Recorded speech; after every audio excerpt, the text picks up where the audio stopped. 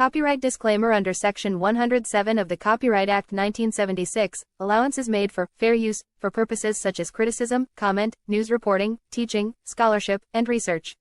Fair use is a use permitted by copyright statute that might otherwise be infringing.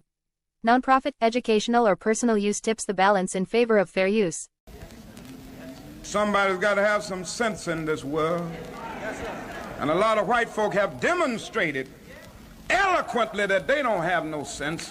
And why should we be that way?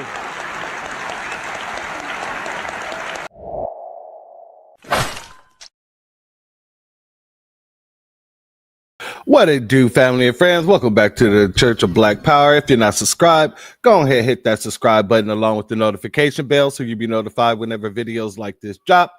Please make sure you're hitting that like and share button so we can bop, bop, bop, beat up the algorithm. Make sure we get this message out to the ears that need to hear. And if you have not done so yet, please hit that link in the description. Go to change.org and put your signature on the petition for reparations. And with that being said, family, welcome back to another Sunday service. It's good to see each and every one of you here. Family, first and foremost, I didn't get a chance to do this on Friday. When I should have made time to do this, but I didn't. I gotta say, first and foremost, rest in peace and rest in power to our good brother and dear brother, Black Voltron. Now, my introduction to Black Voltron was the fact that in every dang live stream that I jumped in, our good brother was right there, and he was most likely a moderator. You know, Black Voltron was one of those type of people that didn't hold any punches, especially when it came down to the system of white supremacy. And that's what made me really start looking at him, you know, and no matter what live we were in, whether it was Jason Black's, whether it was Black Alpha's, it didn't matter. You know, he always brought that fire, and he always brought that fire for us. So when it comes down to people like that in our movement, they should be honored. They absolutely should be honored because they're honorary people. I once told you guys that anybody who stands on business for us, I hold in high regards because that's not a popular thing to do. It's not an easy thing to do either. People like Black Voltron, he gives people who are just starting out in the movement, people who've been in the movement, and people who are not even in the movement. He basically shows each and every one of us what we should strive to be when it comes down to representing for our people. And many of you do this. Many of you within the Black grassroots, you show us how down you are for us by just standing 10 toes down. Myself personally, and I know not everybody like the term idolize, and really because the Bible tells you not to idolize anything or anyone. When I use the term idolize, I really mean to say, pedestalize. These are people that should be pedestalized. That's just my opinion. You know, the Most High has saw fit to put me in the circles with a lot of people who really rock with us, who represent us, who actually taught me to be unwavering. That actually taught me to be just tunnel visioned when it comes down to us. And all those people who's ever given me just a drop of game, a drop of knowledge, I thank each and every one of you in the very same way that I got to thank our good brother, Black Voltron. Before we get up out of here, I will be placing his GoFundMe up that his daughter has put up. And I urge everyone who can to go and support our good brother in the very same way that he supported us. But with that being said, family, today we're here to talk about the Nabisco.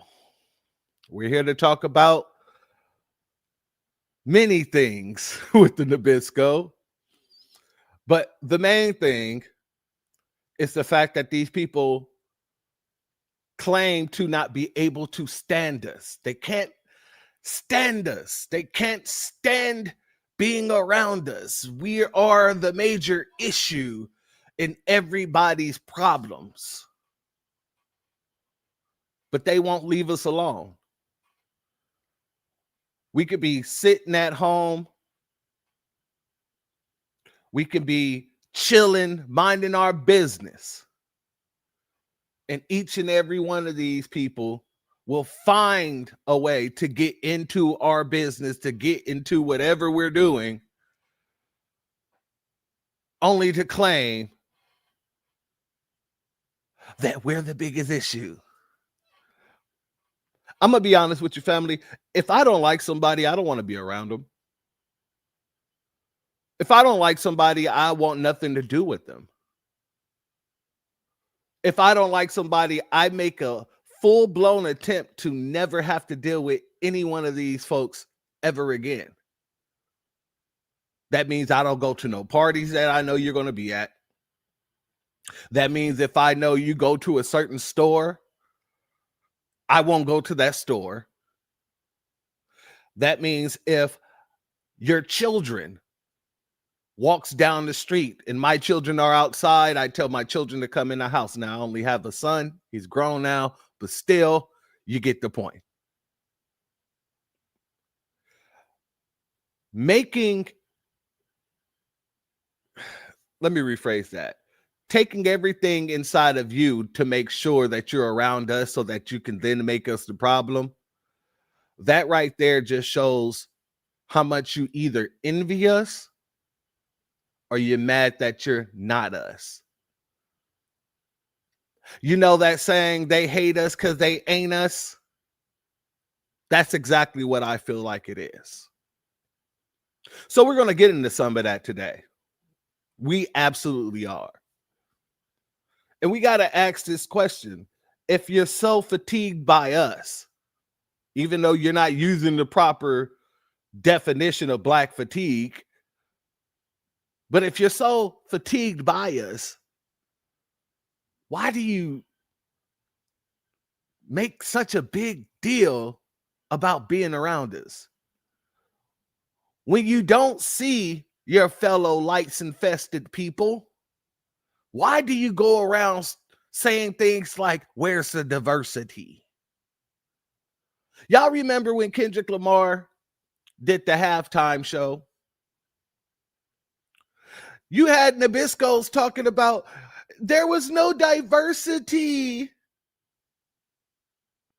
Well, why would you want to be included in something if you're so fatigued by us? See, all you're doing, you're lying to yourself. You're not lying to us. Michael Jackson said, if you want to make a change, look at the man in the mirror. You people refuse to do that. You people refuse to look at the man in the mirror, because if you look at the man in the mirror, then what you're going to see is the actual problem in itself. And you have to deal with that problem head on. With that being said, family, we got to go into this whole barbershop situation that Steven Crowder set up, decided to go and have a conversation with some brothers in the barbershop, and he lost. Let me say it like KG. He lost a debate that he set up on his own. So we're going to get into that. And then we're going to get into some video clips and some instances that shows that without foundational Black Americans, these people would be destroying themselves. They would be cannibalizing themselves. They would be ripping each other from limb to limb. However, before we start that off, before we get there, you know what we got to do? Got to give a shout out to everyone in the chat. Let me give a shout out first to our sister Hurricane Lice. He said, FYI, church, Black Voltrons Reloaded met his crowdfunding goal, exactly surpassed it. And I understand that, my queen sister. However, we want to surpass it even further. You know, when it comes down to the way we've been representing, I'm proud of it. Because when we seen that our young brother Carmelo Anthony was being railroaded, we didn't think twice about making sure he had more than enough money. When our brother Greg Marcel Dixon put up his crowdfunding situation in order to get justice at his job, we didn't have to ask twice and we didn't have to think about it. We made sure that he had more than enough money. So when we are looking at a situation like this, I don't know if that $15K was just for the funeral cost or whatever may have you. But we should make sure that his family has more than enough money at the end of the day. So shout out to my sister for putting that on the table. I'm glad that you said that. I'm glad that he met his goal. I'm glad that his family met their goal. My whole thing is that we should have more than enough to give to our good brother. Now, once again, let me start from the beginning. A big B1 salute and shalom to our sister Hurricane Lice, Aquarius Minded, Andrea Jones, our brother AO, Bad 72 in the building, Marvin C, much love to you, my good brother. Randall Robinson, shout out to you. Number One Switchblade, much love to you. Reparations Nations, Radical Renaissance, Class ZK.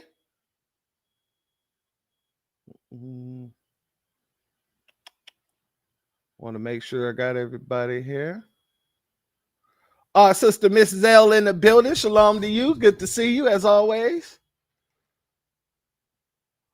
Armageddon in the building. Much love to you, family.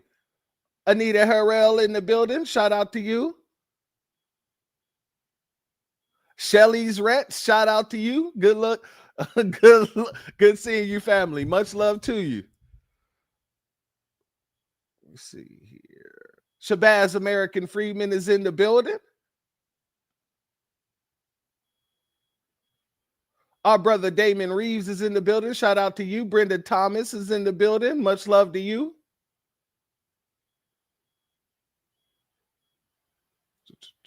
Sybil is in the building. Much love to you.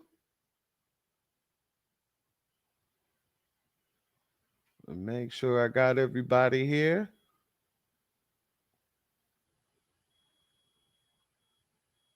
Our sister C. Terry is in the building. Much love to you. Black RU, shout out to you. Much love to you. Thank you for being here, family. Kuwat, much love to you. Thank you for being here, family. Our brother Torian Reigns Reloaded is in the building. Much love to you, family. Thank you for being here. Our brother Still Kevin Trees is in the building. Joseph Ward is in the building. Much love to you, family. Sean C is in the building. Shout out to you, my sister.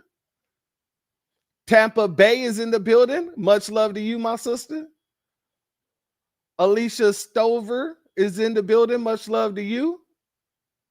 Manitor is in the building. Much love to you. Concerned Black American is in the building. Much love to you. And for all those who are not in the chat, shout out to you and much love to you. And all those who's going to catch this on the replay, much love to you and shout out. Now, shout out to our brother Afro Elite, because I've been looking, I've had a couple of videos just put to the side, and I've been waiting for the perfect video to actually tie it all in together. And our brother Afro Elite did a take on this video that we're about to watch of Steven Crowder, in the barbershop. And I when I saw it, I was like, that's the video. That right there, that's the one that we're going to need. Let's go to it without any further ado. Shout out to Mrs. L for the Cash App. Much love to you, and I appreciate your contribution as always, my sister, as well as our brother Black Truth United. Thank you for your Cash App as well, family. Much love to you, and I appreciate your contribution as well. Let's get into it without any further ado. You guys heard the term black fatigue? Mm-hmm. You guys know what that means? Since the last time you came, that's become a thing. Yeah, I was about to say that's just become a recent thing. And do you know what it means? No, I'm not sure. White people are 12 times as likely to be killed by a black person the other way around. I'm just going to shoot you straight. It's not even close. Where? Across the country. Ain't nobody coming after you. You know what I'm saying? Like, nobody tripping on you. But these people in just as scared as the other folks. They are if they get on a bus. Not necessarily. They are if they get on a train. That lady wasn't in danger because that man was black. That lady was in danger because that man was crazy. Nope. Whenever we want to ask for equality and fairness, it's a problem. So white America. So it's been several $1 trillion. When is it enough? Where's the bird? No. Where's the bird? You're not stopping white Americans from doing anything. You know what? The bird just burned down $4 billion worth of cities and 60,000 assaults. No. It's 3 times to 4 times as much homework than the black kid. And the white kid does 2 to 3. Why? Because it's culturally. It's conditioned. Exactly. So why is it better parenting for Asian than white parents? Why? You said what? Why are we having real talk? Why do young black men fight in packs? Before we get into it, family, as I stated in the opening, these people can't get enough of us. You go to a black barbershop thinking that you were walking in the super. Ayo, see, look, I didn't even get there yet, and you put it right in the chat as I was saying. He's walking in as if he's going into Supercuts, having conversations that really don't behoove us to have. But yet you chose a black barbershop to do this, right? You didn't go to your Nabisco barbershop because you definitely ain't getting your hair cut by one of us. We could tell by the hairline. We could tell by the way you got your little stuff slicked back to the side there, buddy.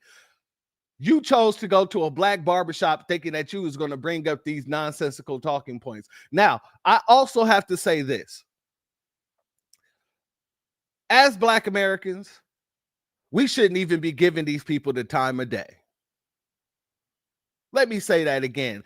As black Americans, we should not be giving these people the time of day. I don't know how much money was paid to the barbershop in order to allow him to come in and have a conversation with them. And apparently this isn't the first time, because when Steven asked them, hey, have you guys heard of black fatigue? One of the brothers said, yeah, since the last time you was here, we've heard nothing but that, right? So that means that they've already had him there before. My problem is this. Why give this man a platform? Because I used to say this all the time when I was over on TikTok, and you had all these brothers and sisters going on other people's platforms or going on other people's live streams, right? Trying to make them understand where they were going wrong, especially when they're tethers. And I would tell people all the time, stop lending your relevant black voice to people who are irrelevant. And that's the thing that I see here. Even though these brothers whooped this dude left and right, I will give them that. They did whoop him like dude owed them money.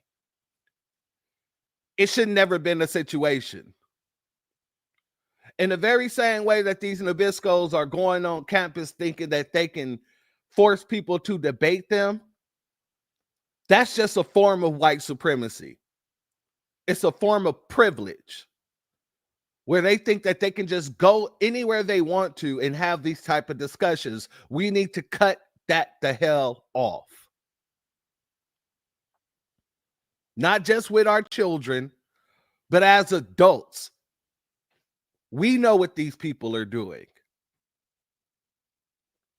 There's no need to have a back and forth with these people. All you're doing is enforcing their white supremacist thinking. Even if you're being paid, because in their minds, all they have to do is toss you a little couple of trinkets. And you should just shut up and let them talk. Now, granted, I am happy that the brothers held it down. Shout out to him for holding it down, but I'm going to be honest, he shouldn't even been there to begin with. Now, that's just my take. I wanted to make sure I said that before we got into it, because I know many of us had the same thought process when seeing this clip. If you haven't seen it, then you're in for a treat. But if you have, then you have most likely had the same thought process as I had. Why is he even there?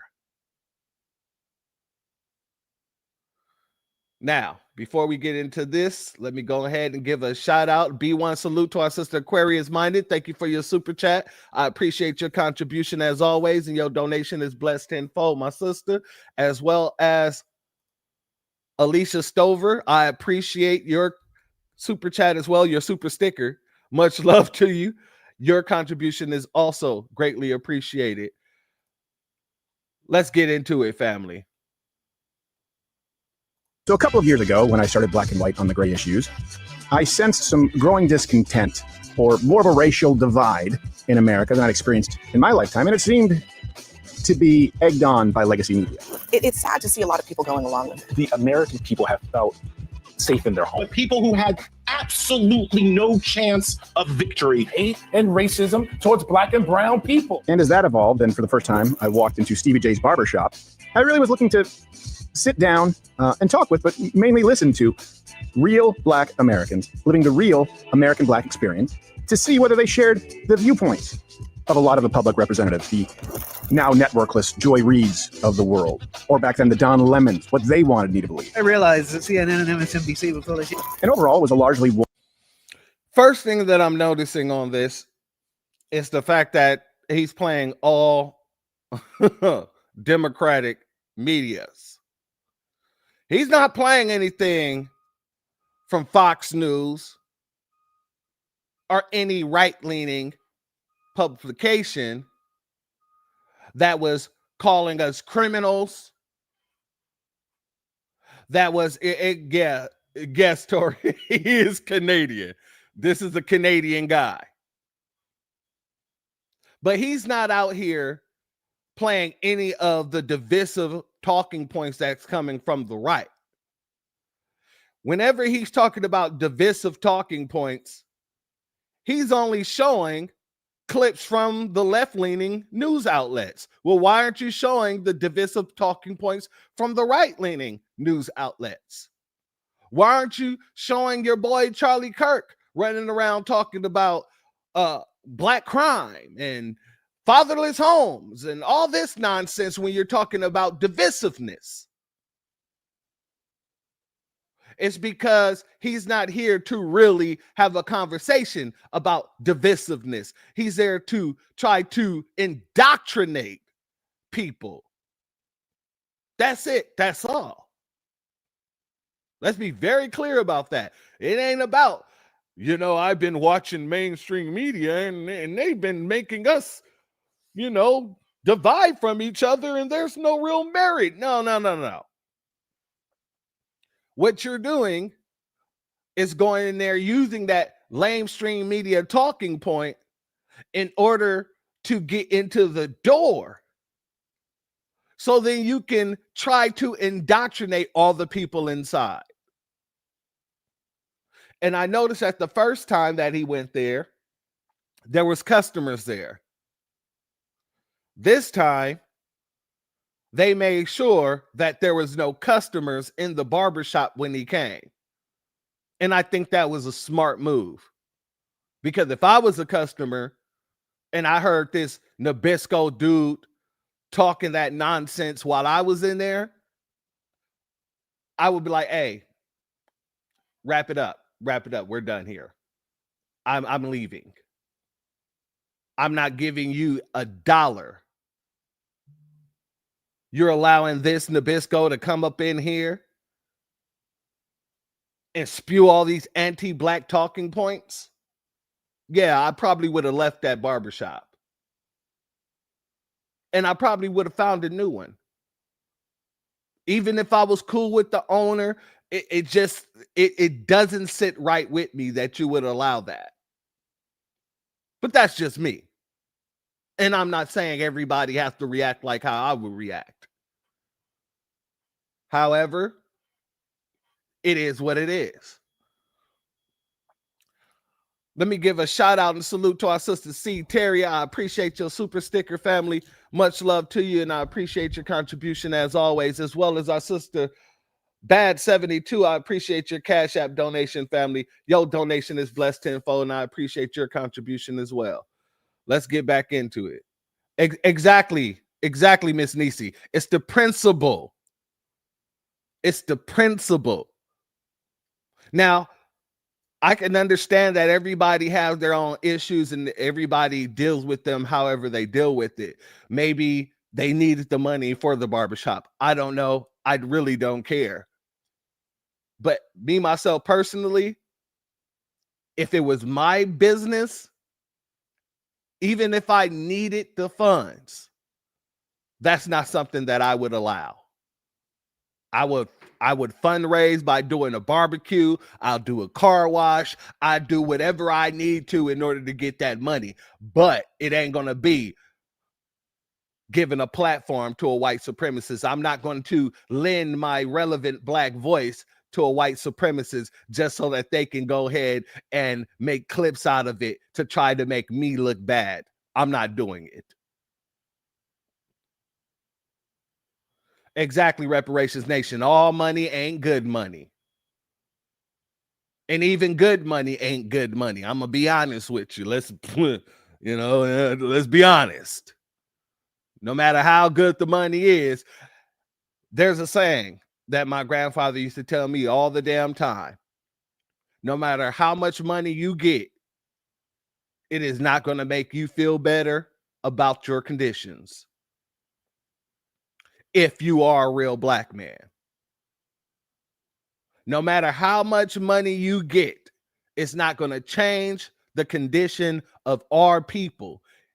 We have to change the condition of our people. So when it comes down to getting money, whether it's good or not, I always look at whether or not it's beneficial for our people to do business with certain people. That's just me. Shout out to Lady B. Thank you for being here, family. Much love to you, as well as our good brother. Hold on, I saw you come in here.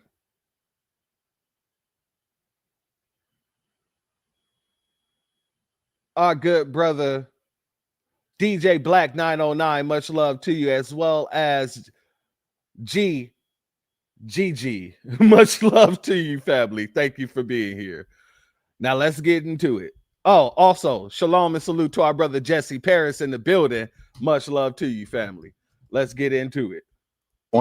Productive conversation, I think, served its purpose. You can go check out that video to see what it was like. Fast forward to now, and not only have things not really improved. Notice that he goes right into the clip of those brothers and sisters defending themselves against the racist Russian and his people that he was with. But he want to talk about the divisiveness. This is what I mean. He's not there to have a conversation. He's there to indoctrinate. And according to many Americans, they're markedly worse. And if listening is important, I noticed that a lot of white Americans felt pushed to a point that... Family, look, this is my first time seeing the full clip. This is my first time seeing the full video when our brother Afro Elite did his breakdown. He started off with them in the shop. So me seeing this beginning here, yeah, it's a little bit triggering. I'm gonna let you know.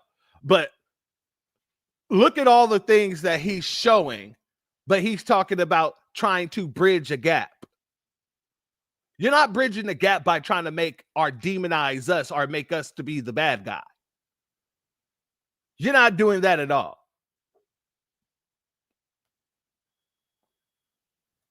They weren't even fully comfortable expressing. But for the most part, when they did, their communication was pretty restrained. And then it was dialed up to near boiling point with the recent cold-blooded murder of Irina Zarutska. The unthinkable happens. You see Brown pull out what officials say was a pocket knife. He unfolds it, then stands up behind Zarutska. What we aren't showing you is the moment where Brown then stabs Zarutska several times and walks away. And that murder taking place at the hands of a black man who was arrested at least 14 times and released largely in the name of racial justice, spurred a reaction from white Americans that, frankly, is unsurprising. And truth be told, for young white Americans, is understandable. And it would be doing America no favors to completely ignore the discontent of young white Americans who, if you listen... Notice that every single time they can't get another statistic.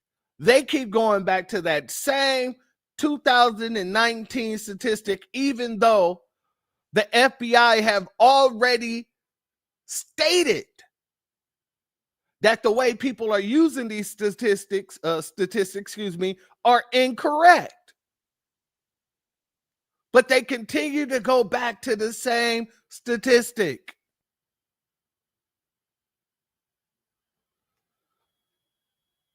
To them definitely will make the case that they have been vilified and asked to foot the bill for original sin or crimes that they've never committed. They owe each of us $300K. So I don't care how to get the money. That's not my problem. I just want my money. A debt is owed. You owe it. You owe a debt. You have to pay it. And if you marginalize that entire segment, that voice of the country, that will lead to quote unquote radicalization. And if this country wants to avoid that, or at the very least, as we've done in the past, understand that there needs to be a major course correction in the approach to communication. That needs to go both ways. And that's why this time, I didn't visit the barbershop merely to listen, but to communicate a very real set of grievances that could bubble into massive consequences. This one goes a little bit of a different direction compared to last time. This is black and white on the gray issue.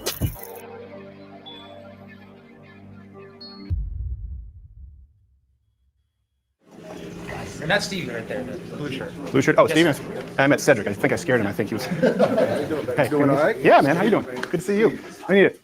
You guys all have your beards nice and right. I've never learned how to do this shit.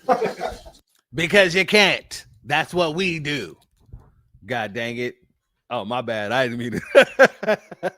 Hey, don't talk about beards over here. We know what we doing and you don't. Let's just leave it at that. Because people come here. Yeah. Oh, I see what it is. It's a power move. You have me sitting lower. Yeah, so we can all look down. No, thanks. They said you guys got some people coming in here after the last one? Yeah, a couple people came through. I think this is the place where white and black people have conversations. So it was funny. The first person that came last time was he said this out of his own mouth. He was like, I'm Indian, but he had on a MAGA hat.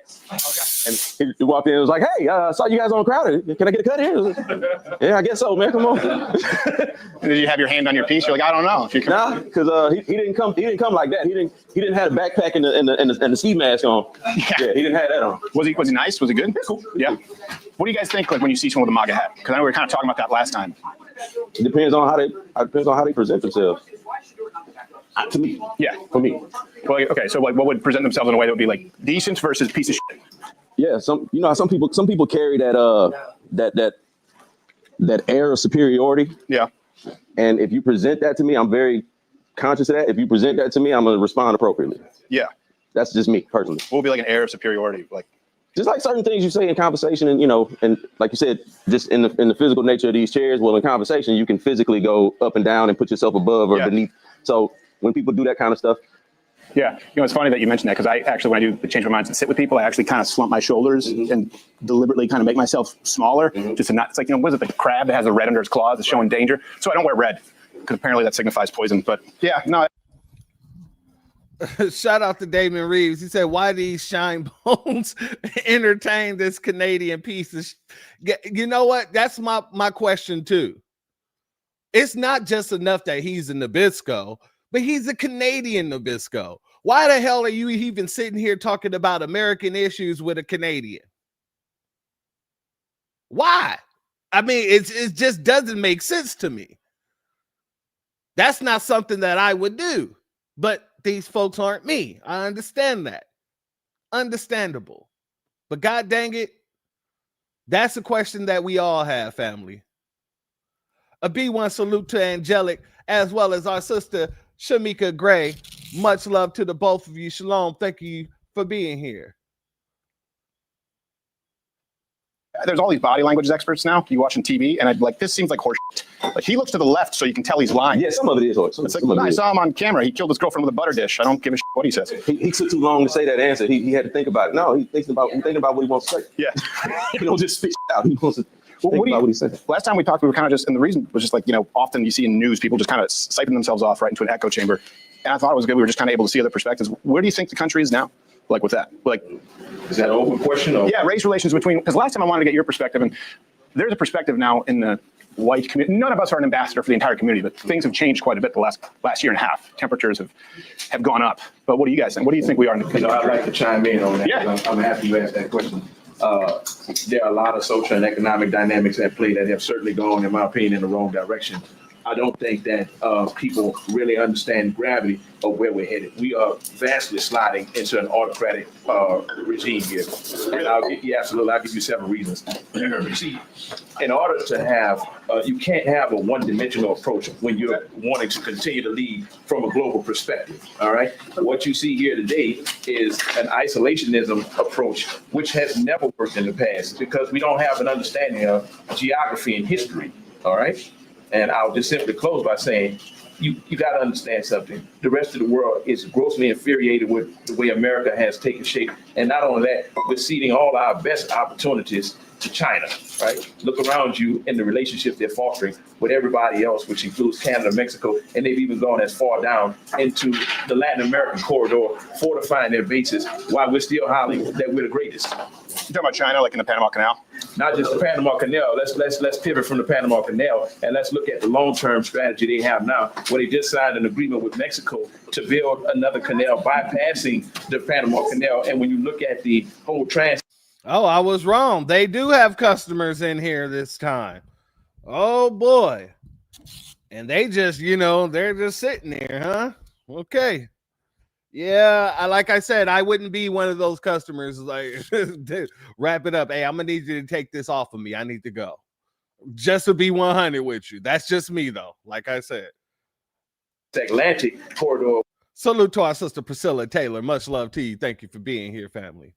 Where you got now Brazil and Canada, as well as Mexico, trading and stopping in Peru, where China has a huge presence at, circumventing completely the navigation, the use that comes with having to use Panama Canal. So we'll avoid conflict with America and just simply go around America. Is what's happening here. Talking about China? Absolutely. Yeah. No, I want to agree with the first part, autocratic. I think China needs to be dealt with. And this is the first time we are. I was raised in Canada.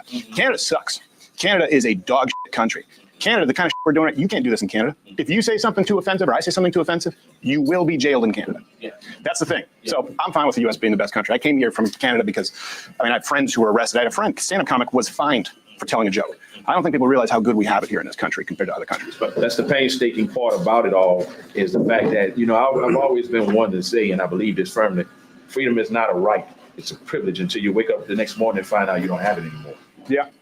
It also comes with duties. That's what I was about to say. It also comes with responsibilities because while we free to speak, and say what we want. And I went to Montreal a few months ago, so I know exactly what you're talking about. Bet you saw a lot of tits on signs. That's all it is. No, it's just strip clubs. Our Times Square is a giant strip club.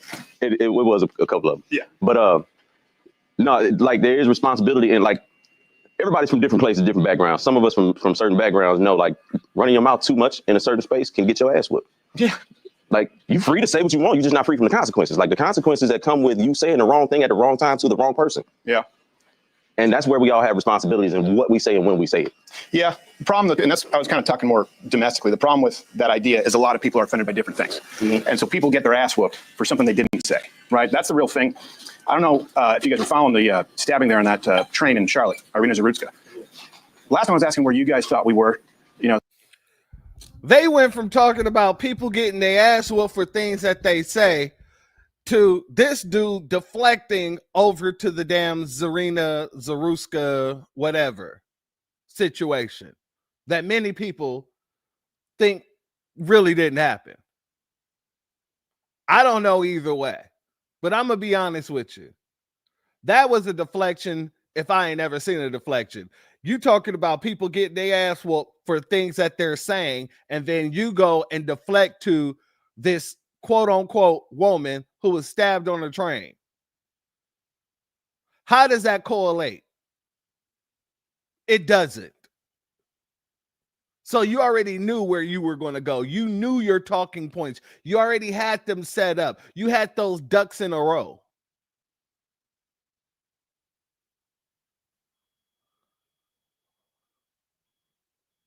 These folks think that they're smart, but they're not. Jim's Eye View, shout out to you. Much love to you, family. Thank you for being here. Shalom. Yeah, exactly. A hard pivot. That's exactly what he did. He took a hard pivot. The navigation system told him to turn right. He turned left and then turned left again and then turned another left. Then when he thought he was done, he made another left. That's exactly what he was doing.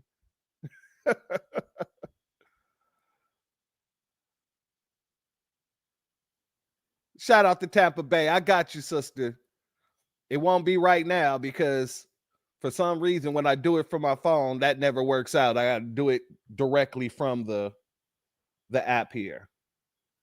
As far as in the country relation, like, you guys heard the term black fatigue? Mm-hmm. Yeah. You guys know what that means? Since the last time you came, that's become a thing. Yeah, I was gonna say that's just become a recent thing. And do you know what it means? I'm not sure. And here's a big issue here. The fact that none of them know that black fatigue comes from a book written by a black woman that describes our feelings towards white supremacy and the system of white supremacy. That's a problem.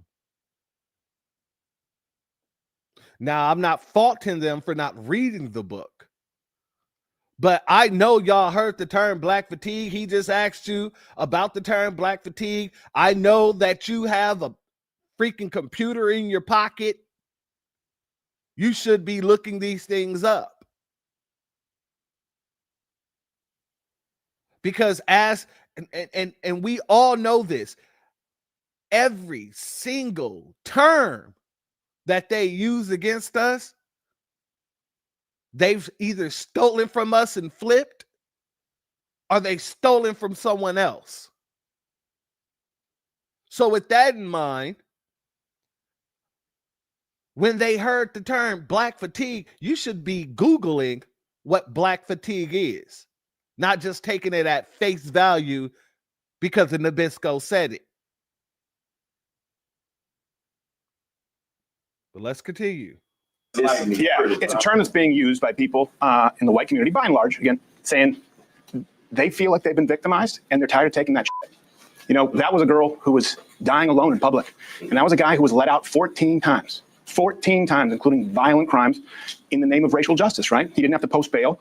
He didn't have to appear back in court. This is not the first time he's assaulted someone. How do we know that was in the interest of racial justice as opposed to just being because the judge said it. A fucked up attempt at justice, period. Yeah. Like the legal system has its flaws. Yeah. And people have been making complaints about that for decades, right? But that's just, to me, that's a mental health thing more than it's a black and white thing. Well, I'll tell you why, because white people are saying it now. Right. Not just, white people are saying, hey, we're in makes it a bigger. Notice what this man just said, family. Notice what this man just said. He asked him, how do you know that it is a racial issue? Because to me, it's more of a mental health issue. Stephen goes on to say, well, white people are saying it. So I'm supposed to just take the word of some of the most violent people on the planet, the most violent people on the planet. I'm supposed to just take the word. No, Stephen. No. I don't care who's saying it. You're not proving the point by saying, I'm white and I say so. Because that's exactly what he just tried to do right there. He basically said, because I'm white and I say so. Y'all think, shalom and salute to U.S. Army brat. Much love to you, my sister. Thank you for being here. These folks think that they slick. Well, because, white people are 12 times as likely to be killed by a black person the other way around. I'm just going to shoot you straight. It's not even close. Where? Across the country. Where? Like not in the United States. I mean, we're not talking about Ghana. In what I'm saying is, in white communities or in quote unquote so-called white communities across the country, the rate is a black man or person, because most murders men. There are very few female murders. 12 times more likely to kill a white person the other way around. And then you look at the average. Notice they keep saying that, but they never really give a statistic to show that. Never. And while you're saying that a black person is more likely, 12 times more likely to kill a white person, we know the history of this country. We know about all the lynchings that goes on that isn't really marked as lynchings. They say what? He suicided himself. We know about all the unaliving that you people do, where you're not even charged with unaliving somebody, even though you'll unalive everybody in your damn house.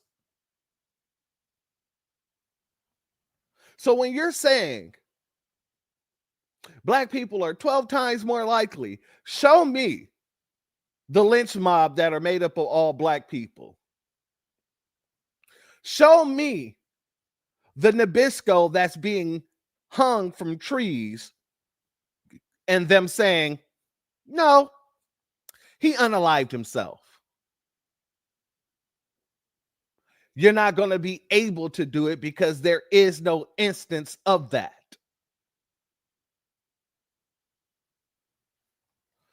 Shout out to our sister I Am Kiera in the building. Much love to you, as well as our sister Cooking with Miss D. Much love to you, family. Let's continue. Exactly. Or trailer parks. Or trailer park.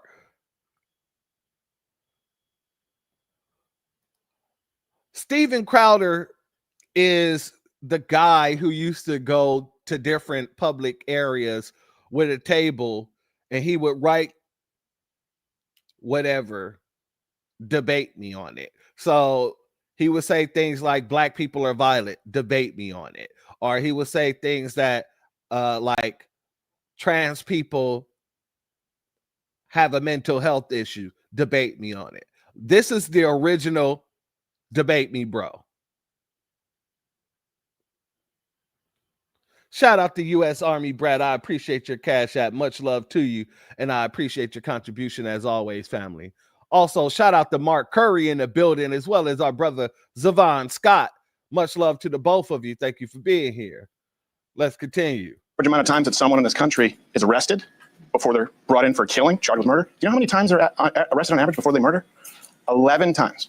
Once again, the justice system's got its flaws, and people have been complaining about that for years. We spend more time trying to fix that than trying to complain about the white versus black of it all. Well, I think, just like I was trying to listen to all communities last time, I think this is something that's unavoidable. If this community, if enough white people get pissed off, they're going, look, we're living in New York now, we're getting killed in record numbers, or Detroit, 12 times the rate. And our system. By who, Stephen? Who are you getting taken off the map by, Stephen? He has no problem saying we're getting taken out in record numbers. But he has a problem with saying who's taking them out. Shout out to our brother John Son. He says, my question is, what are they supposed to be accomplishing with this conversation? My question as well, family. And my answer would be not a damn thing. Not a damn thing. Shout out to our sister Key Prince in the building. Much love to you, as well as Golden Brown. Much love to you. 3 strikes in California, right? That was a 3-strike policy. The reason that was changed, they said it was racist. Crime went down in black communities 30%. But now people are looking at their cities going, this is a fucking hellscape. And the murder skyrocketed because people said in the name of racial justice, like 3 felonies are out. Because crime is crime, right? But crime is usually going to be higher concentrated in areas where there's high poverty. So typically the areas that's high poverty in this country are areas with people with this color skin. So that's why you're going to have that. That's why I said those numbers could be skewed and made to manipulate to look like, oh, yeah, that's why I said in suburban neighborhoods, white people are not in danger. And that's what this kind of fear mongering tells them is that you're in danger because you're 12 times more likely to get killed by a black person. You live in ain't nobody coming after you. You know what I'm saying? Like nobody tripping on you. But these people are just as scared as the mother folks. They are if they get on a bus. Shout out to him for saying that. Like I said, although I don't agree with that they had this whole conversation, they might have felt like it was beneficial to them. I don't know. But when I say that they were chopping down his talking points, at least they did that. I am not going to lie, because it'd have been more infuriating if they did. Let's be honest. But that is a talking point that these people love to run around talking on. Oh, we're in fear of our life whenever we come around black people. How many black people do you live around? Well, I don't live around black people. Oh, so you live around all white people. Oh, yeah. Oh, okay. So since you live around all these white folk, you should be in fear of your life, right? Because these are the people that surround you, because they will go around. They will tell you, they would agree that crime is about proximity, but yet they won't blame the other Nabisco for them living in fear. They got to blame somebody who lives a whole city away from them that they don't see on the average day, that they don't see when they walk out of their door. So yeah, I got to give a shout out to him for bringing that up. Got to do it. Also, shout out to Adrian. Much love to you. Thank you for your Cash App donation. Your donation is blessed tenfold, and I appreciate your contribution. Let's continue. Not necessarily. That lady wasn't in danger because that man was black. That lady was in danger because that man was crazy. Nope. That man was mentally insane. But why was he back on family members? He had his own family members call the hospital to try to get him committed. He told his sister he killed that woman because he thought she was trying to read his mind. Yep. Why was he let out, though? And I'm not saying it's because he's black. Yeah, I'm saying people look at it, though. The judge said he's insane, right? We agree. That's not a black and white issue. He was deemed not fit to stand trial, right? Right. Now, the IOU institutionalized. Right. The IOU policy, meaning you don't have to pay bail. You don't even have to stay here until you're actually convicted. You just say you'll come back. Right. Which is messed up. Yeah. The judge, Teresa Stokes, black woman, said, well, this is about racial justice. We need to be softer on crime. So that's her reasoning. That's why he was out. And you can find dozens of examples. That's her misguided reasoning. And that's policy. But that's systemic, though, right? That's not representative of a whole. It's not. It's not. No. And look, we always have to say not all. Like, not all white people wear MAGA hats and are dumbass pieces of racist shit. But we have all been accused of racism, sexism, misogyny, homophobia. What I'm saying is black fatigue is white people going, No, what you all have been accused of, and it isn't even an accusation, it's a known damn fact. It's upholding the system of white supremacy because you benefit from it.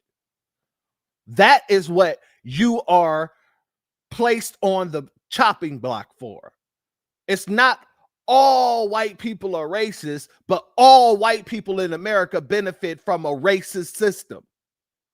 And the fact that you guys pretend as if we are not telling the truth about this, the fact that you guys act like you can't see when the system is being prejudiced or racist towards foundational Black Americans, that goes to show that you guys are upholding that system. You know exactly what that system is doing for you, and you don't want that system dismantled, because if you have that system dismantled, then you guys are going to be on the chopping block when it comes down to legal situations more than anybody. When you replace the system of white supremacy with a system of justice, then everybody's on equal footing. You won't have police officers running around picking you up for raping your daughter, unaliving your family, or anything like that, and then giving you lesser charges. You won't have people like the judge that oversaw Kyle Rittenhouse case acting as if he was Kyle Rittenhouse's attorney, even down to the point where he told the jury that you can't call the people who were unalive victims. Something that has never been said before in the courtroom. This is what your head is on the chopping block for. Not the fact that all white people are racist. No. I don't believe all people is everything that one person does. However, all white people benefit from the systematic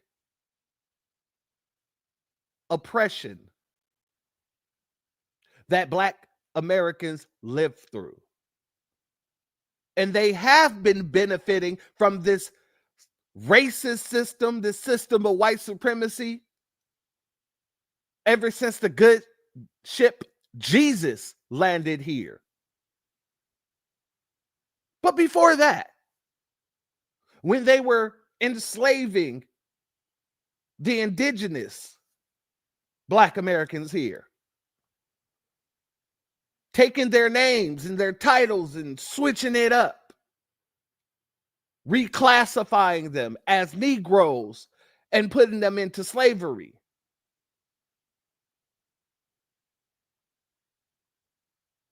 You guys have benefited from a system that has excluded foundational Black Americans when we have built this country from the ground up. So yeah, we're not talking about all white people are racist. No, what we're talking about is all white people benefit from that system, and none of those white folks have made any efforts to dismantle it. None of those white folks really want to dismantle those systems, because then you won't have your judges acting as if they're your defense attorneys. You won't have your police officers covering up your dirt. Let's be very clear about it. So when you say all white people aren't racist, that's inconsequential to me. That means nothing to me. When all of you benefit from the system of white supremacy that you pretend not to see. What? I know I'm not racist, and I know that we're dealing with record crime, and I know that I'm more at risk, and they have negative. How do you know you're not racist? That's more because I'm white and I say so nonsense. I know I'm not racist. That's not up for you to decide.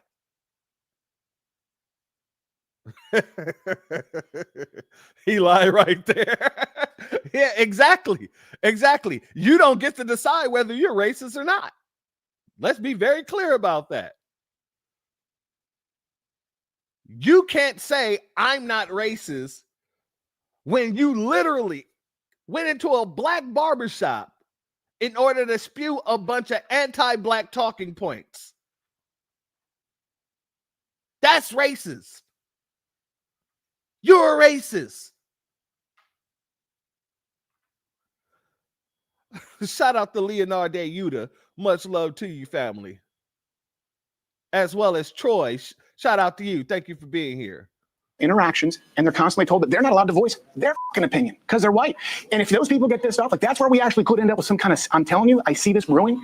I see people who were milquetoast white suburban who are becoming actually racist. Now, not all of them, but I've seen people actually become racist because they get mugged, their store gets looted, and nothing gets done. They're going, and if I say something, it's turned into a race thing. I'm telling you what, that's where it's coming from. At what point do we have a talk and go like, okay, let's reform justice, but we have to be honest as to why it was reformed in the first place. This guy, it's not even the only one. It's every 3 days someone's being offed. Yeah, but at the same time, let's transfer. Oh, every 3 days somebody's being offed. You mean buy another Nabisco? Oh yeah, ever since it's been like every other day there is a Nabisco that's doing some sort of mass unaliving or getting picked up for planning a mass unaliving. That's just wild to me that you keep saying every 3 days, but you will not say by who.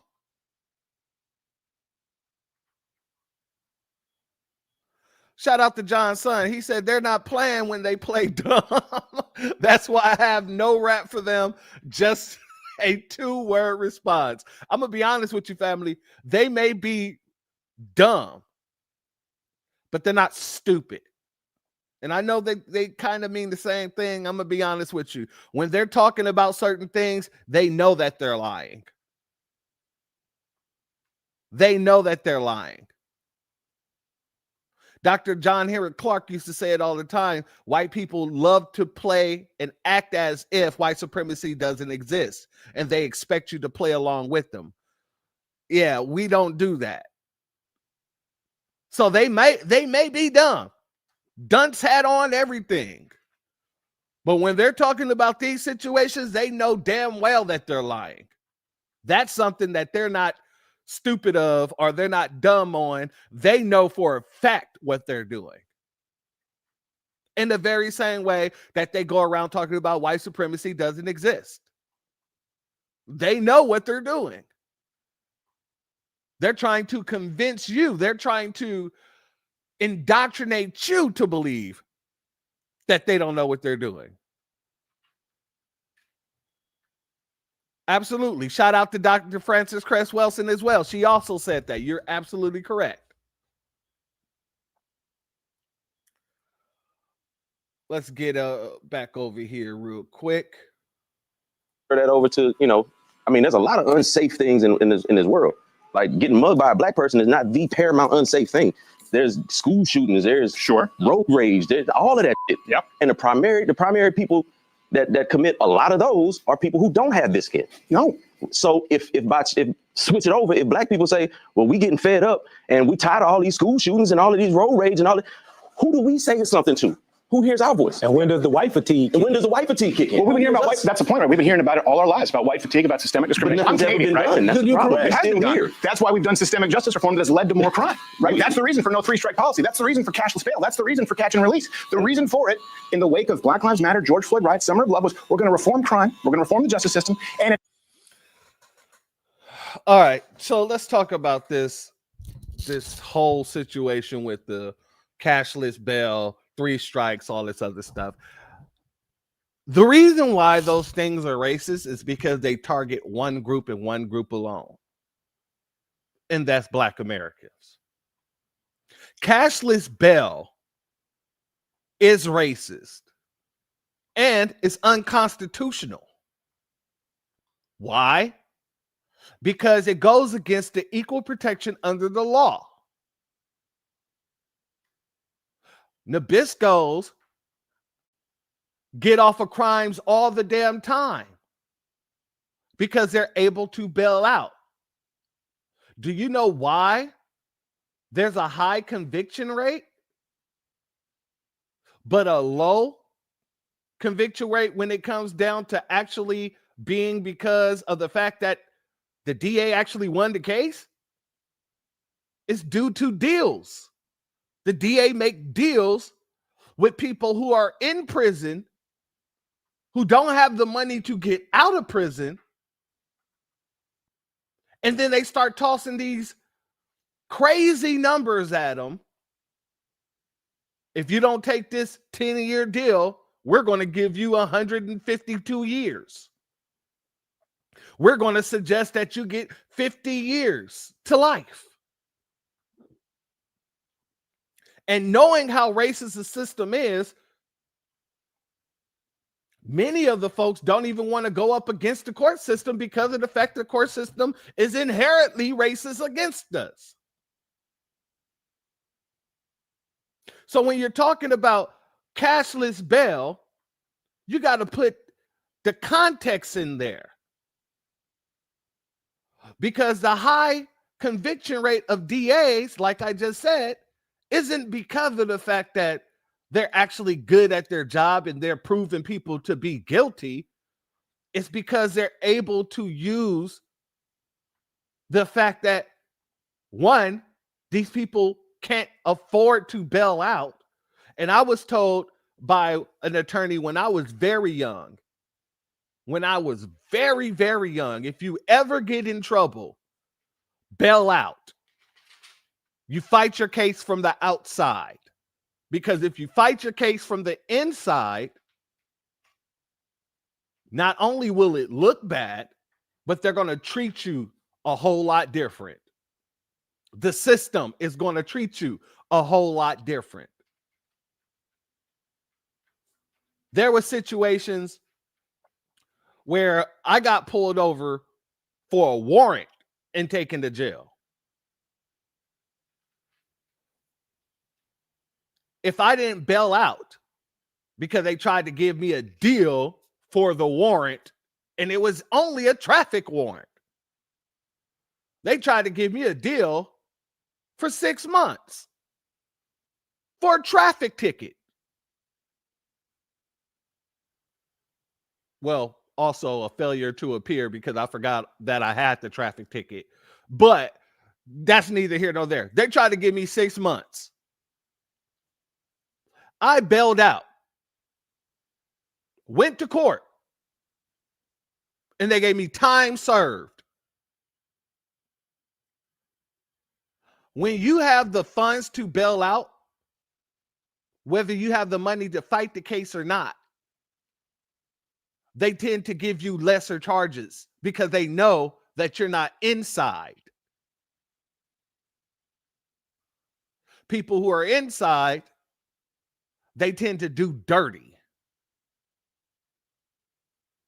So that's why cashless bail, it should be a thing until you dismantle this racist system that target Black Americans. Cashless bail is a good situation. Now, let me also say, cashless bail does not apply to everyone. If you are in jail for a violent crime, they will not give you cashless bail. If you were in jail due to a crime that you committed previously, they will not give you cashless bail. So even with the cashless bail, there are caveats. Shout out to our brother Wild Williams in the building. Much love to you. I just wanted to throw that in there since he was sitting there talking about all this stuff. But he's definitely not bringing up the fact that the courts literally bend over backwards for white people in this country. When I say bend over backwards, I mean bend over backwards so far that they're reaching the front of themselves. That's how far the system bends over for Nabiscos.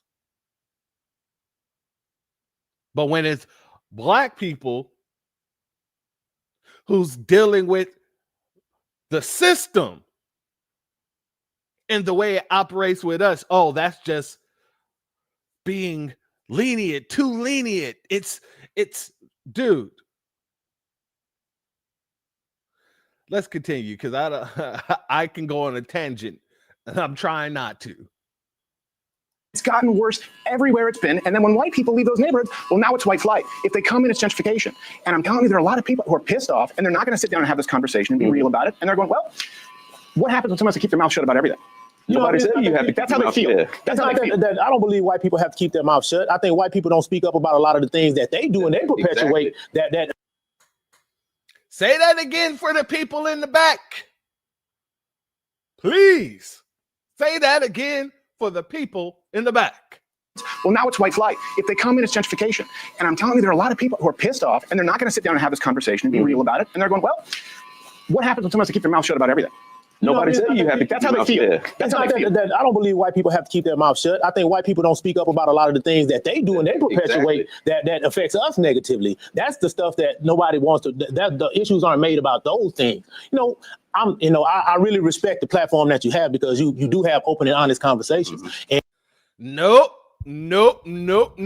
See, I just gave you a shout out, and then you turn right on around talking about he has open and honest conversations. No white supremacist ever has open and honest conversations. White supremacy in itself is built off of deception. Everything that they do, everything that they say is built off of open deception. That's how you can sit here and have them talking about 13% of the population, 50% of the crime, negating the 56% of all acquittals. So no, he doesn't have open and honest conversations.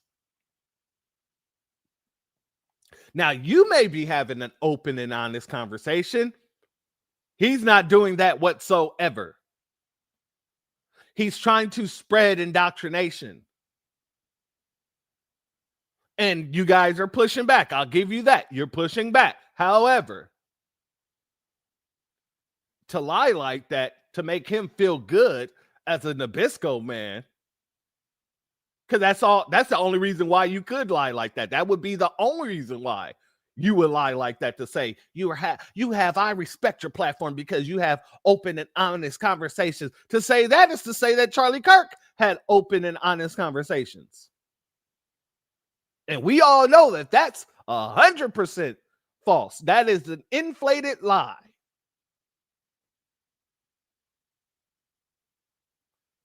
And I have to say, I don't believe that those numbers about the black people murdering white people are correct. I don't believe those numbers are correct. What if they are? What if I'm not lying to you? If you're not, then I've been misled. And notice what he went into. He went right into whataboutisms. What if I'm not lying to you? What if the goddamn moon falls on the planet tomorrow? What if zombies come up from the ground and start doing the Thriller dance? What about it? I'm not going to sit here and let you talk about whataboutisms when we know that what I'm saying is correct. And what you're saying is incorrect. What about? You see this Nabisco woman in the back. She's tired of all this shit. You can see it on her face. She's ready to go. I'm pro-life, changed my mind. Okay. The issues aren't made about those things.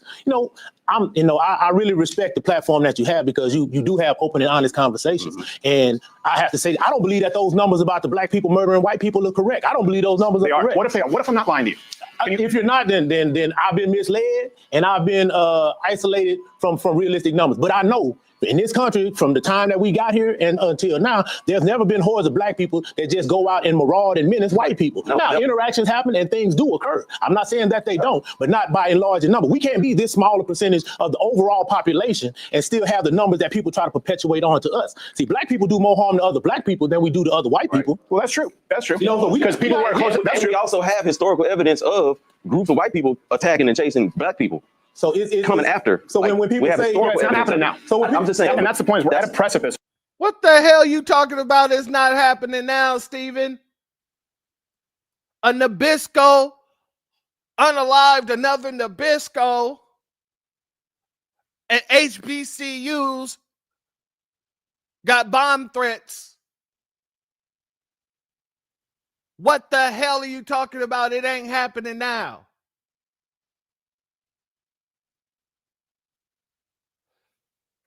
Daniel Penny quite literally unalive Jordan Neely on a packed subway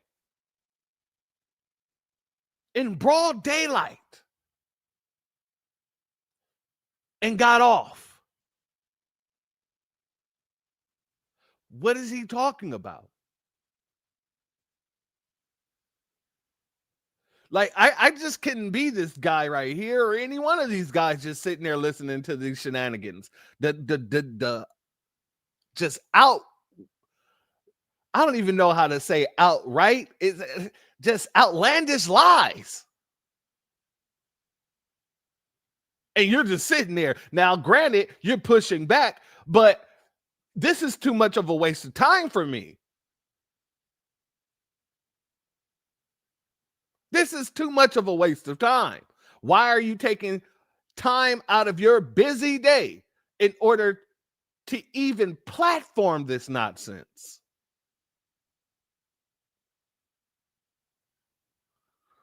Things that make you go, Shout out to our brother William Eric. Thank you for being here, family. Much love to you as always.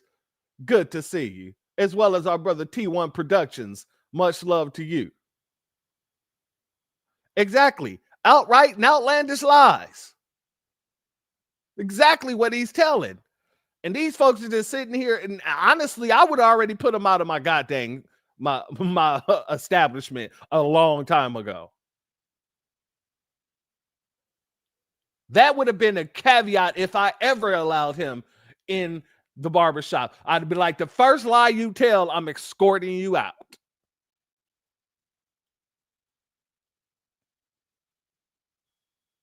Right That's now. a part of the historical condition. Well, sure, but someone today. Hold on. Yeah, I wasn't finished making my point. I wasn't finished making my point. You know, when all right, shout out to him for cutting that man off like that, because that man, you could tell how visibly irritated he's becoming, because he thought he was just going to go in there and spew his talking points and there would be no pushback. But since they're giving him pushback, this dude is sitting here, you could tell he's visibly getting irritated. And we also have historical evidence of groups of white people attacking and chasing black people. So it's coming after. So when people say it's not happening now. So I'm just saying, and that's the point. We're at a precipice right now. That's a part of the historical condition. Well, sure, but someone today. Hold on. I wasn't finished making my point. I wasn't finished making my point. You know, when like I said, black fatigue, that's the newest mantra that's been put out into society to make people think that, okay, they tired of black people. They tired of what you said, that we can't say anything about black people. We can't do. Well, when you hold all the power, when you hold all the economic rights, when you hold all the things that make this country move, when you're in charge of those things, you know what I'm saying? Well, you know what? I put it like this. White people got the firecrackers, we got the stem. That's it. Y'all got the power. The power is placed outside of the black community. We're charged with all the negative things. Those are the things that are really generally coincide with how people relate to us. The bad stuff that's go wrong with this world is the black people's fault. We the smallest part of this country. Remember that. You know what I'm saying? Beside the immigrants that come here, we have been tasked with the negative, the criminal, the immoral. That's us.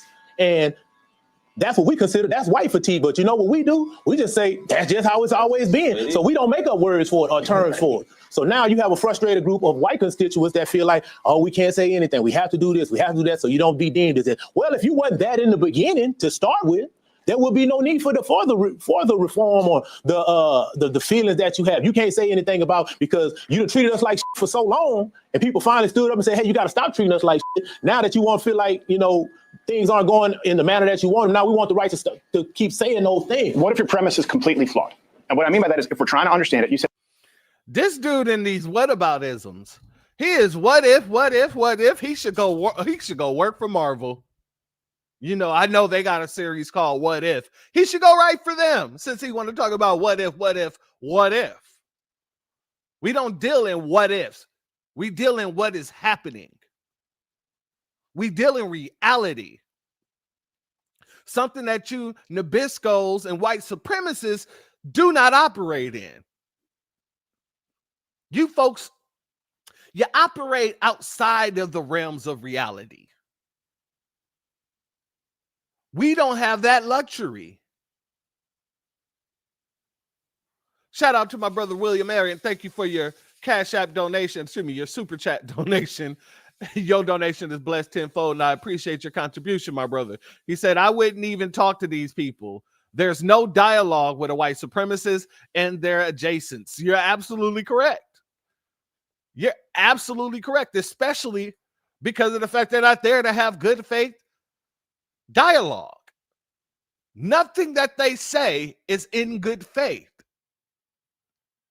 No talking point that they bring up is in good faith. Nothing. There is not one. You cannot give me a good faith talking point that comes from white supremacists. And that's because, like I said a few minutes ago, they deal in deception. That is their biggest thing that white supremacy do. When all else fails, lie and lie some more. Shout out to our sister Val Hawkins in the building. Much love to you, my sister. Thank you for being here. Good to see you. I don't even know how to pronounce that, but we're going to try it. Majid? Majid. Okay. Shout out to you, I guess. You know, I don't understand what you're asking. I'm going to need you to clarify that. Did you find whiteness in us? I need you to clarify that.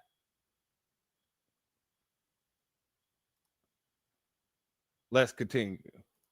You have power in all those institutions. Yes. What if, for example, you have an entire generation of people, young white men, women, who if they apply to a college or apply to a job, they don't have a grant, there's no Pell Grant, there's no type of subsidy, there's no DEI initiative. As a matter of fact, they're likely to be passed over. They hold no institutional power. And when you say black people haven't done anything.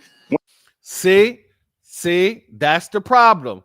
The fact that you go off and say that white people have no institutional problem. People who have no institutional problem. If you're in Nabisco, institutional power, If you're in Nabisco in America, the institution of power that you hold is the government.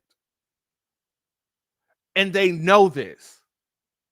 That's why you can have everybody come to America, get into it with black folks, and when we stand up for ourselves or go off on them, now they want to call the police. The police are race soldiers. And people know it. They know for certain that if you call the police on a black American 9 times out of 10, there's going to be a problem that comes along with it. So when you say they have no institutional power, the power is being able to call the police and lie and given the presumption of being a fact teller. They will automatically assume that the Nabisco is telling the truth. That's institutional power. You can go to the bank with a credit score worse than mine. I said somewhere in the 700s. You can go to the bank and get a freaking loan for anything with a 500 credit score. That's institutional power.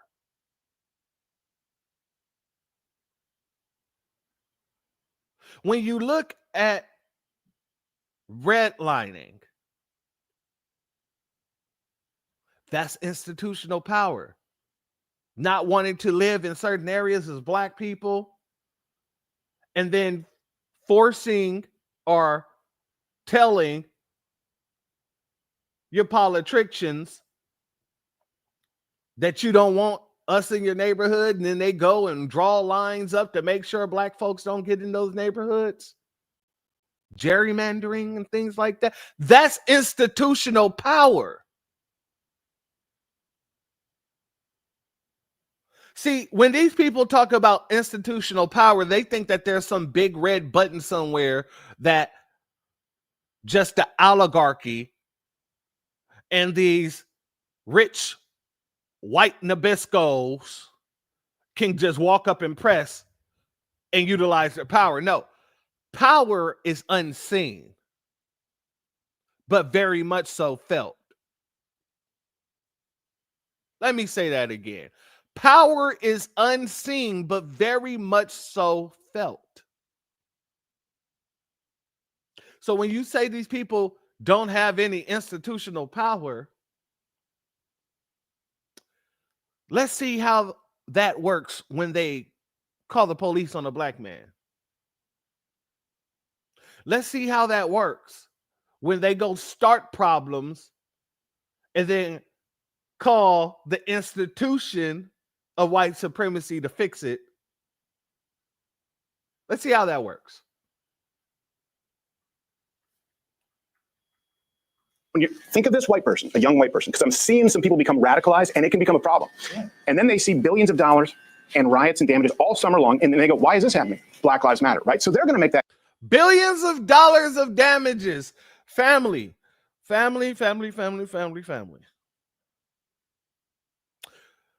When you talk about billions of dollars of damages, he said, who's doing this? Black Lives Matter. Black Lives Matter has nothing to do with us.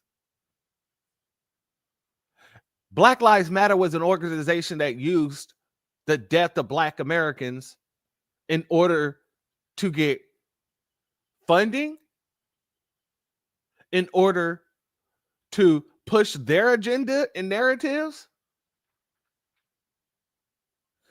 in order to put the rainbow community up front.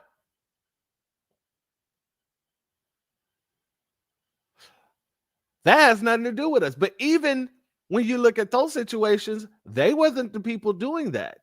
They wasn't the people looting. It was people that looked just like Stephen who was out there looting. It was people who looked just like Stephen that was causing destruction. We've seen the videotapes. We've seen the evidence. And it's not the only time we've seen you do it. We've seen you Nabiscos riot over pumpkins. Pumpkins! We've seen you riot over losing football games. We've seen you riot because they ran out of chicken sandwiches.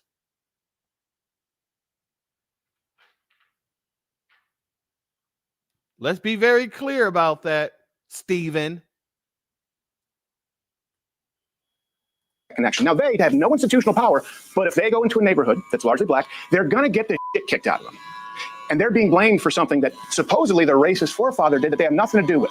You think we're ever going to have unity? This is the problem. Unity, if let's say your dad's a or your grandfather's a and you walk up and you slap his teenager, you now have made that person hate you for life. And that's what I'm seeing with not even my generation. Younger people are going, I had nothing to do with this shit. They came up during the riot. No. You have everything to do with this. All this nonsense about, well, I didn't enslave nobody.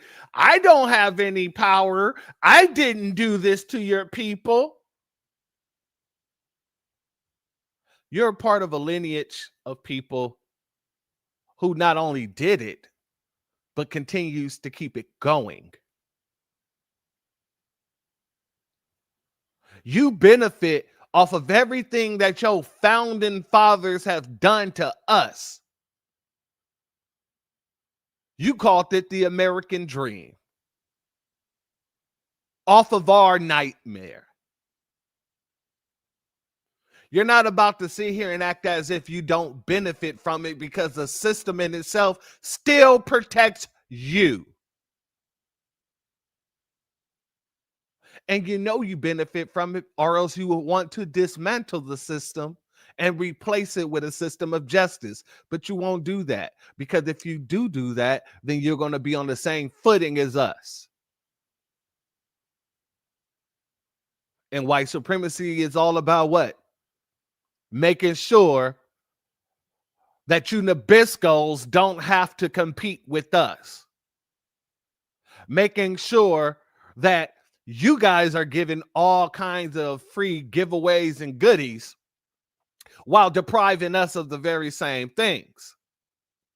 You know, like how you guys benefited from the Homestead Act. How you guys benefit from almost really every social program that was actually made for us. Affirmative action, DEI, the things that you know you guys claim to hate so much. You hate it so much, but it's your women that's benefited from those situations the most. Your wife, your daughter, your grandmother, her grandmother, your aunt, your niece. Those are the people that's benefiting from DEI. Those are the people that's benefiting from affirmative action. But I digress. They've come up under DEI, and they're seeing a 12-time murder rate, skyrocketing crime. And it just so happened to say DEI right after I mentioned it. Let's go. If, let's say, your dad's a or your grandfather's a and you walk up and you slap his teenager, you now have made that person hate you for life. And that's what I'm seeing with not even my generation. Younger people are going, I had nothing to do with this shit. They came up during the riots. They've come up under DEI, and they're seeing a 12-time murder rate, skyrocketing crime, and any proposals they make, not holding institutional power, shut down as racist. Now, why was DEI even instituted in the first place? Because for the majority of time that black people have been in this country and been free, we've been denied so much. Somebody somewhere had to put some things in place to provide access of some kind. If you believe that, that's fine, but you can't tell that young white kid who had nothing to do with it that he should just sit down and take it. Especially when they're getting killed. That's what America's been telling us for the longest. The young white man that has not in my lifetime. DEI, the young person of this generation that you said that feels they're misled by the being mistreated by the DEI. I'm just using as an example. They don't hold any institutional power. Young white people don't. They don't have an advantage. Not yet, because they're young white people. They haven't advanced to where they're middle-aged white people, where the power comes. See, when black people, once again, when you got colleges that denied access to black people, you can't come here. Something had to be put in place. Well, look, y'all got to let some black people come in. Y'all can't just. That started happening long before DEI. Long before black people were admitted into colleges. HBCUs. Hold on, let me say what I'm trying to say. My bad. I'm trying to make it clear. He's trying to do a senior Wences and talk through you. DEI is just a new way of wrapping affirmative action. Yeah. Affirmative action had to be. Notice how he tried to turn one brother against another brother? Yeah, he's trying to talk through you. Just like the Nabisco to try to sow some sort of seed of division. Exactly. Stephen thought that he was going to speak to people who aren't going to check him. Yeah, he found out pretty quickly that, that ain't the case. You probably should stick to debating kids. This is a perfect example right here of why they don't go to the black community and debate people who are on their level or debate people who are scholarly. These folks, yeah, they can only get one-ups on a bunch of non-experienced children. And I'm not saying all of our children don't know how to deal with situations like that. I'm just saying that they're young. And a lot of them, they're in a young state of mind. But this is a perfect example why they don't bring that nonsense over to us.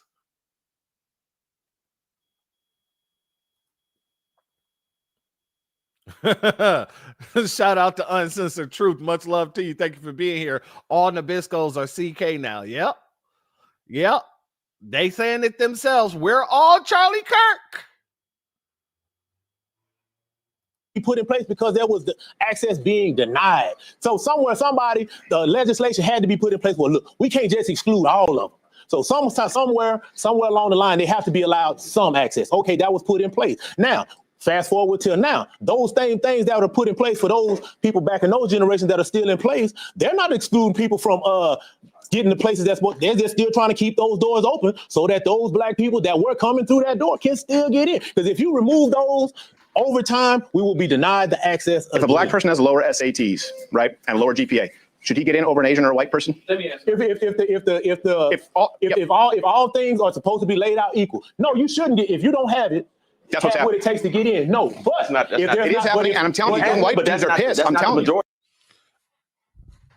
Here's another thing, family. These folks, I get sick and tired of this goddamn question that they, well, if a black woman and a white woman goes in to get the same job, should the black woman get it because of her skin color? Yes. I'm going to tell you what nobody else will tell you. Yes. Yes, she should. Why? Because white women has been getting jobs because of their skin color for decades. White women have been getting preferential treatment because of their skin color for decades. White people overall have been getting preferential treatment for centuries. I don't care about the fair is fair nonsense. And here's another thing. These people talk as if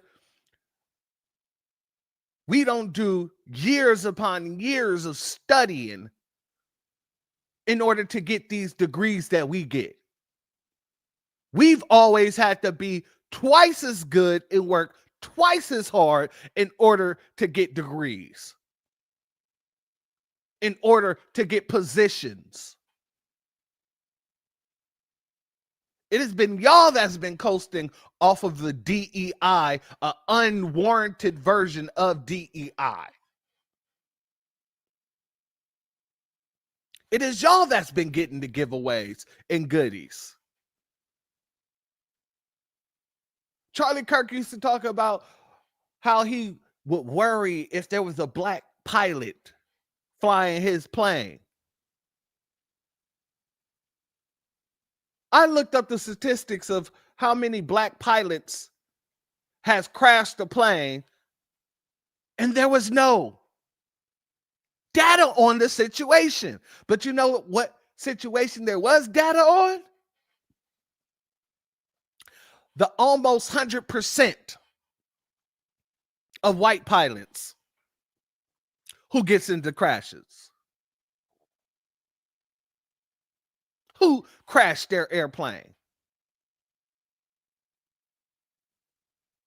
I would trust a black doctor before I trust a white doctor any damn day. Why? Because we have situations like medical apartheid. We have instances all throughout history that shows Nabisco being malicious when it comes to black Americans, period. No matter in what goddamn career they're in.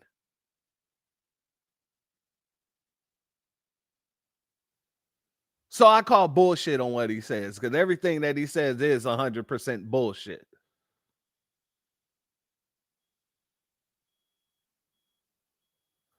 That's a good question, Tori, and I'm stuck on why Stephen didn't take this conversation to his community. It's because he's trying to indoctrinate. He don't want to go to his own community because he'd be preaching to the choir. His goal here is to indoctrinate people. He thought he was going to take this clip, put it online, and everybody be like, oh yeah, you killed them Negroes off. When the truth of the matter is, from most of the situation that I seen, people response to this video has all been clowning this dude. You're a joke. You got beat in the debate that you set up. You had all your talking points in a row and still getting your ass whooped. Couldn't be me.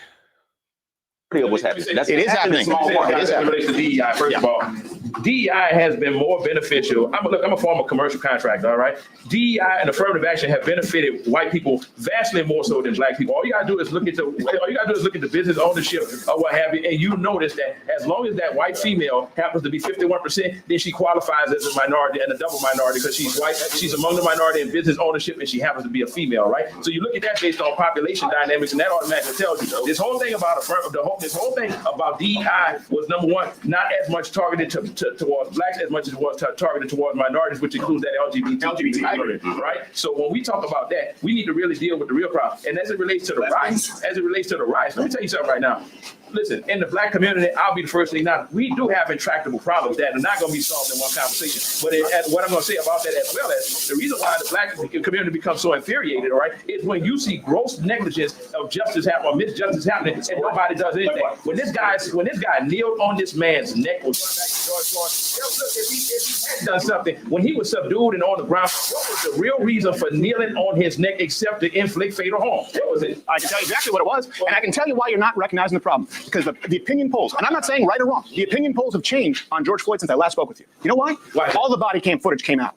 You know what? You know why? Because he was there for 12, 15 minutes, asked to be put in the car. Because all the body cam footage came out. Don't nobody give a flying F about the body cam footage coming out. All it shows is the same thing that we watched for 9 damn minutes. A man being unalived by a race soldier. The body cam footage didn't change that, and nor did none of the talking points that you people be running around here spewing, none of the lies that you people be running around here spewing. We know what we saw. And you ain't gonna be no, I'm white and I say so when talking about this, especially to black Americans. When we see our people get lynched consistently in this country by police, by everyday citizens, we're not going to play that game with you.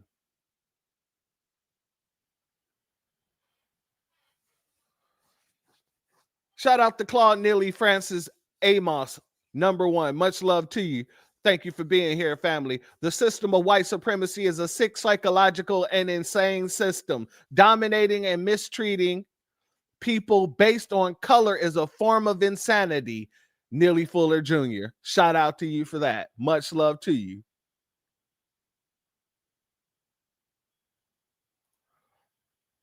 This is why those black pastors in PA blocked that MAGA troll from entering his church. We cannot have a discourse with these folks. You're absolutely right. You're absolutely right, my brother. And that's one of my biggest problems with this whole situation here. The fact that they even let them in the door. And this isn't the first time they let them in the door. Shout out to our sister Shalonda Cole. Thank you for being here, family. The effing nerve. You're absolutely right. They got some damn nerve. I want to also highlight something that our sister Angelic said.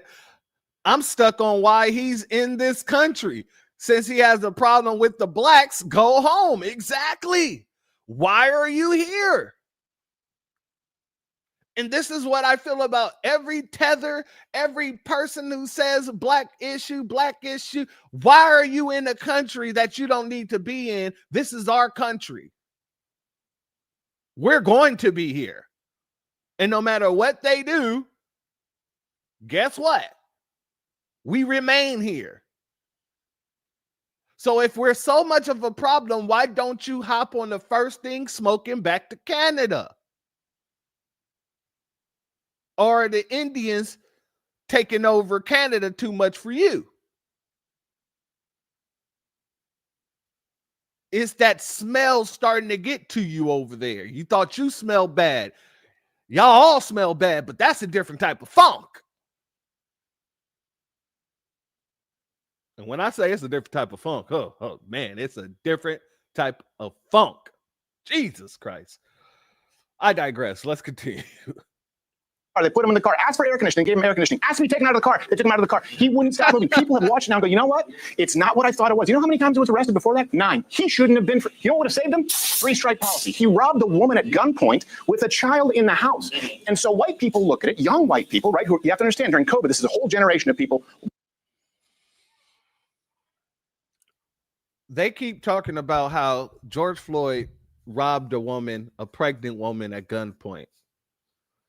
I haven't seen no police report. The woman haven't came out saying, oh, I don't know why y'all are, talk about George Floyd so much. He robbed me at gunpoint when I was pregnant. Exactly. Not a damn thing. Let's see what he has to say about Ethan Crumbly. Not a damn thing. Just like the rest of these Nabiscos, they never have nothing to say about people in their community. They have to deflect onto other people.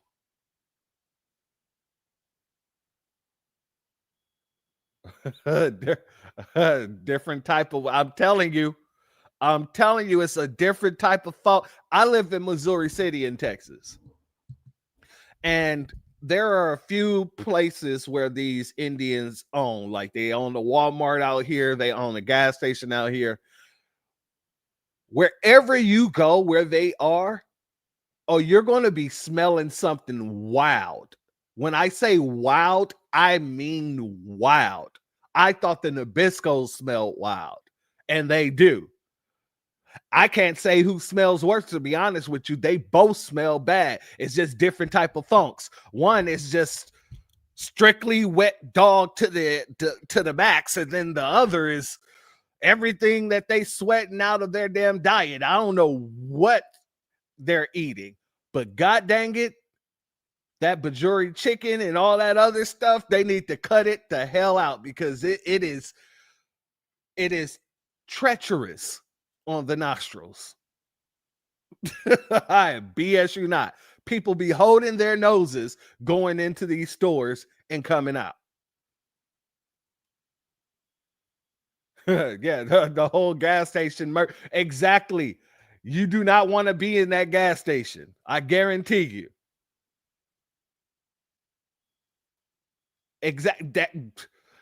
That's exactly what it smells like. On both sides. On both sides. It's the garlic. It's the garlic. Nah. See, garlic ain't gonna have you smelling like that. God dang it. Garlic might ward off some vampires, but everybody, nah. Let's get back over here. White people did not have any fucking opportunities during COVID. They didn't get to go to the graduation. College, black, white, all of them, right? It's a generation that's pissed. Rightfully so, they got screwed. I think we can agree on that. They're going, I watched my city burn down for a guy who was arrested 9 times and committed violent crimes against women. What? Now, that's a travesty of justice. He should be out in public. Let me say, how many felonies does President Trump have on his record? Yeah, he was still allowed to occupy the most. No criminal felonies.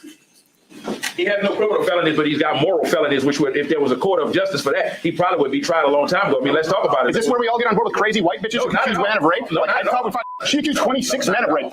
Here's the reality, though. And when you look at the convergence of this new agenda, where you're going strictly into blue cities, why is it that most of those blue cities also happen to be occupied? The areas they're going in are heavily occupied by minorities. Why is that so? White people tend to vote Democrat, and they're run by Democrats. Detroit, you can look at Chicago. Is that what you mean? I mean, no, that's not what I'm asking you at all. What I'm asking you is, like I said, with this all-out assault right now, just last night they were talking about something in Chicago, right? But 1 o'clock in the morning, you had people in military gear, what have you, helicopters and all this kind of stuff like this shit, not just knocking doors down, but dragging people out. Because it's the murder capital of the country. You just said black people are more harmed by this. We don't want to take out murderers? No. I think both of you are wrong.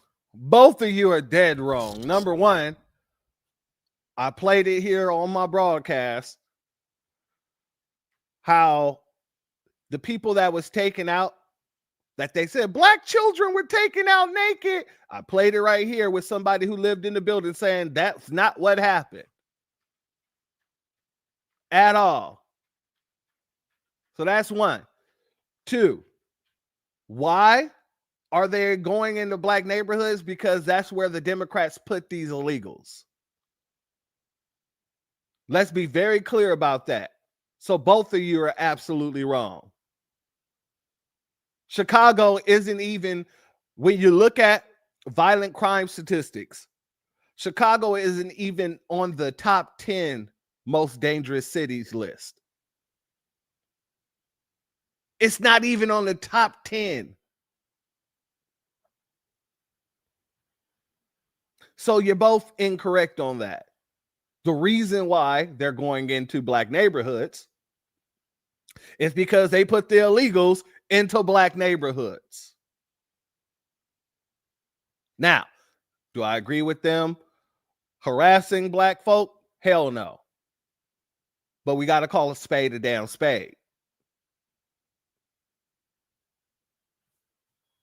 I think really what you're confusing what I'm trying to say to you. Are you talking about the National Guard in Chicago? No, what I'm trying to say to you is this, though. If we're going to talk about the problem, let's talk about the problem in its totality. The fact about it is, when you talk about white America being pissed, white America is going to always find a reason that doesn't fit their narrative or what have you. But what white America fails to talk about, and what never ceases to amaze me, is the fact that the biggest threat is not going to come from blacks. The biggest threat is coming from within. You look at the average person that's been committing some of the most heinous crimes over the days, it's 22 to 29-year-old white males, right? Look at how No, that's just not true, man. Violent crime, you just said, like you said, a small percentage of the country, about 12 to 13%, 50% of the violent crime, but the murder, a 12 times likelihood. That's a skewed stat. If you just, so you don't listen to them? No, I said that particular stat is skewed. It's not skewed. These are from the FBI, DOJ. And you know what else we look at? We look at Roland Fryer from Harvard, who conducted, black professor, really respectable guy, honorable man, conducted a study, and he came out and he said, yeah, all of my research says that black men are 0% more likely to be shot by police officers than whites. Black people got so mad at him, he reconducted the study, a black man from Harvard, and he came to the same conclusion. And I really, I get amused when these Nabiscos find one black person that may agree with their points or that fit their narrative, and they just hammer home that person's spewed thinking. We don't know who this man is. We don't know what his study, our area expertise is. We don't know anything about this person. In the very same way that they try to use Thomas Sowell. And that man is a freaking buffoon. The man is an economist, and I ain't heard him speak about economics not once. In every interview, they bring Thomas Sowell on, Thomas Sowell, whatever his name is. Every interview I've seen, they bring him on to talk about black issues. I've never seen these Nabiscos ask that man about economics whatsoever. So, I always get amused when I hear them bring out or say one black man's name that we don't even know if he's black. I don't know the man. I've never met the man, never seen the man. We don't even know if that's what he actually said, because as we know, white supremacists love to lie. That is your get down. So I can't just take anything you say at face value.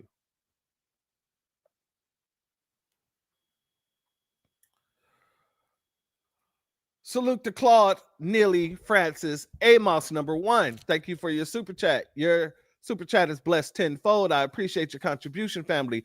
White supremacy equal liars. FBA must challenge, dispute every word and lie that's written or spoken by our oppressors about themselves, and definitely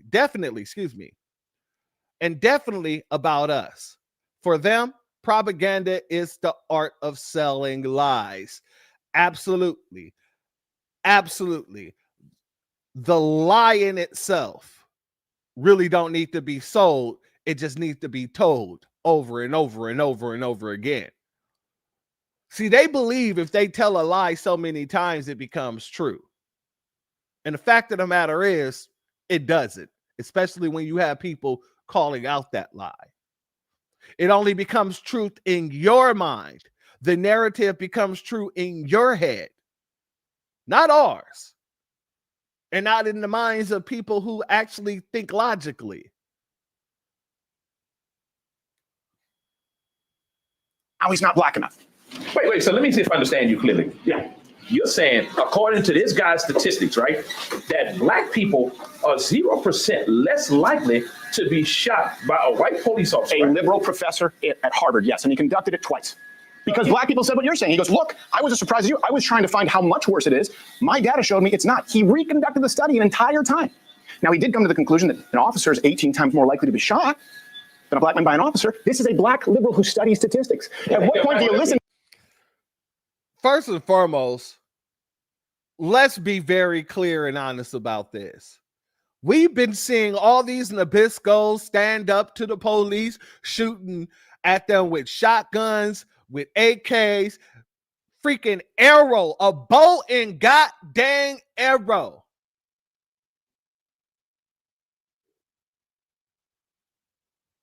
But we're more likely to unalive a police officer. Negro, please shut up.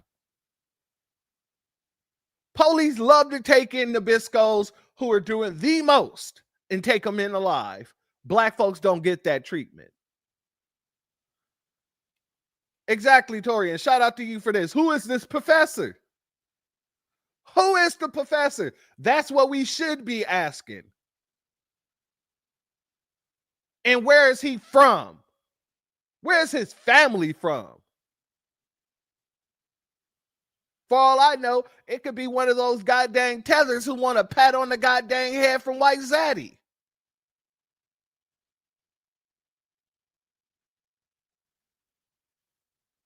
Shout out to Papa Poppy.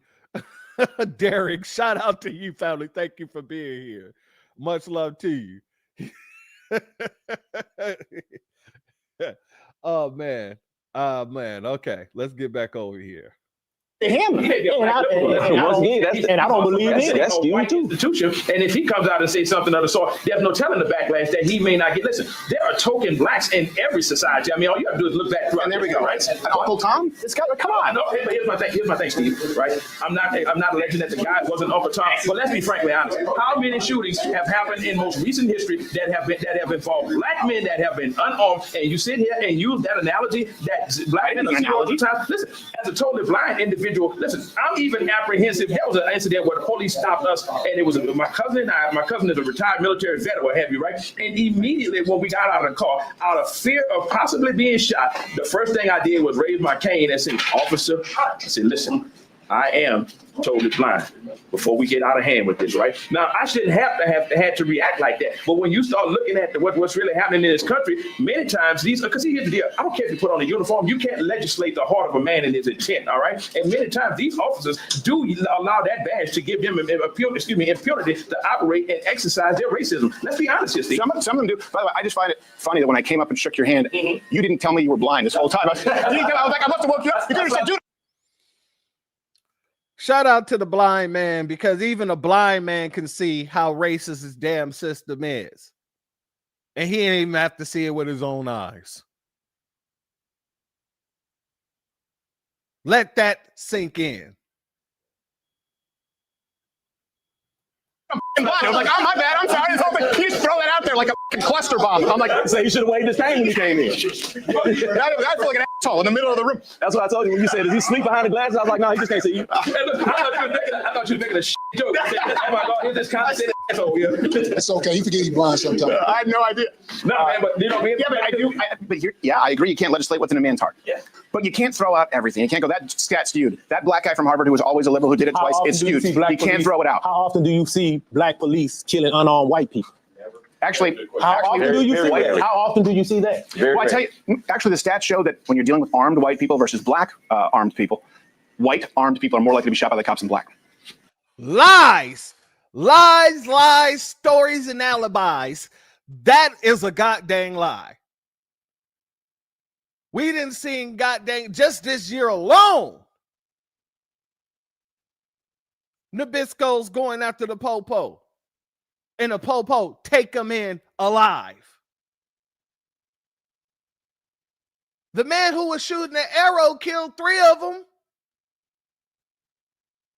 on his own with a bow and damn arrow.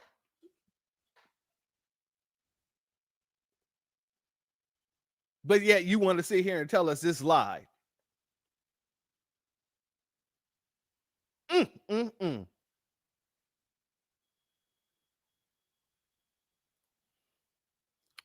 Shout out to Tori. He says, and notice how he flipped it. The man asked him, how many black cops have you seen shoot unarmed white men? Stephen flipped it.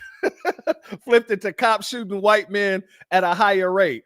yeah, I noticed that too. You're right. He asked in the reverse. He asked that question in reverse. And this dude, he made it all about white folk just in general being killed by Nabiscos, by Popo. When we know for a fact that is not the case.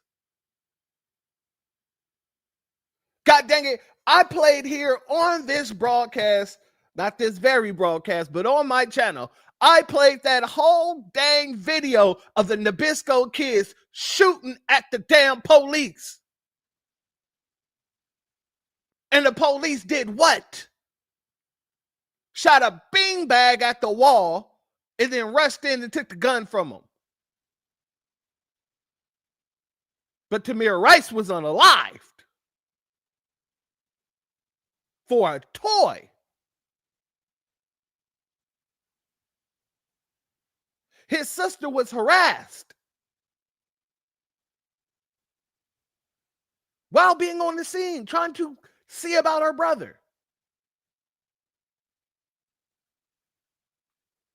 Yeah, Steven, you ain't doing too well here, buddy. You ain't doing too well at all. White armed people are more likely to kill police officers. Look at what happened in Kansas where those let's call the stats a wash on that. Here's what I do know. Everyone wanted the body cam footage, and I agree. I was like, we should have body cam footage. We should have accountability for police officers, right? And we were to believe after the era of, remember, we went through Trayvon Martin, Tamir Rice, Mike Brown, obviously George Floyd. There were so many that you could use as examples. We thought that we'd have a rash of body cam footage showing us the police brutality. You haven't seen body cam footage of note in the last year. Once that footage came out, it's about a 20-to-1 ratio where you see someone getting violent with an officer. We have not seen what we thought we would see. And now people are going, okay, so maybe not the body cam footage, right? We thought we'd see all the abuse. Before you jump off of that point, what about the body cam footage where we see white people and white police and the white citizen is being belligerent with the police, but the police showing extreme restraint in dealing with that person. Whereas black people, we reach for your wallet, bow, you get shot. I got a phone in my hand, bow, you get shot. And I'm not doing anything, and bow, you get shot. The stats don't reflect it, but white people are being killed in record numbers right now. And Look how irritated this man is that his talking points aren't really getting over. Look how visibly irritated this man gets. You can just see him seething. This man is turning red. He's turning red because he's not getting over.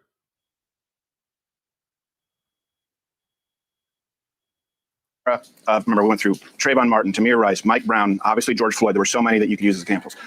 We thought that we'd have a rash of body cam footage showing us the police brutality. You haven't seen body cam footage of note in the last year. Once that footage came out, it's about a 20-to-1 ratio where you see someone getting violent with an officer. We have not seen what we thought we would see. And now people are going, okay, so maybe not the body cam footage, right? We thought we'd see all the abuse. Before you jump off of that point, what about the body cam footage where we see white people and white police and the white citizen is being belligerent with the police, but the police showing extreme restraint in dealing with that person. Whereas black people, we reach for your wallet, bow, you get shot. I got a phone in my hand, bow, you get shot. And I'm not doing anything, bow, you get shot. The stats don't reflect it, but white people are being killed in record numbers right now, and they're pissed. And if you keep just not listening to them, look, like you said, white people are the majority of this country. You have young white people who are getting. Notice what he said. If you keep not listening to them, as if white people are the authority over us. Man, if you don't take your goddamn, I just want to, I want to go get a pumpkin, put it over this man's head, send him out into the world and let him just do his thing. Because you're not seeing the world for what it is anyway. You might as well be a prop. That's how I look at these people. You people are props. You're not even living in the real damn world. More and more mad. I'm just telling you the truth. When they mad, they're mad because this thing. Here's why. Here's why. They go, look, I'm 12 times more likely to be killed by a black person than you are a white person. And you go, well, that doesn't count. They go, look, my dad's business got burned down. Yeah. My city got burned down. I've been accused of being a racist, even though I'm not. And I'm looking at this right now, and I'm not allowed to have an opinion. And I can't go into certain neighborhoods because I get my ass kicked. And then you just say, yeah, but you've had systemic power. That is a surefire way to breed racism. Let's be frank about that, Steve. All anecdotal. Oh, yeah, you know, my dad's business got burned down by a black guy. Man, shut the hell up. If your dad's business was burned down by a black guy, guess what? That black guy went to jail. How many of you people get locked up for the treacherous things that you guys do to foundational black Americans? Don't worry, I will wait.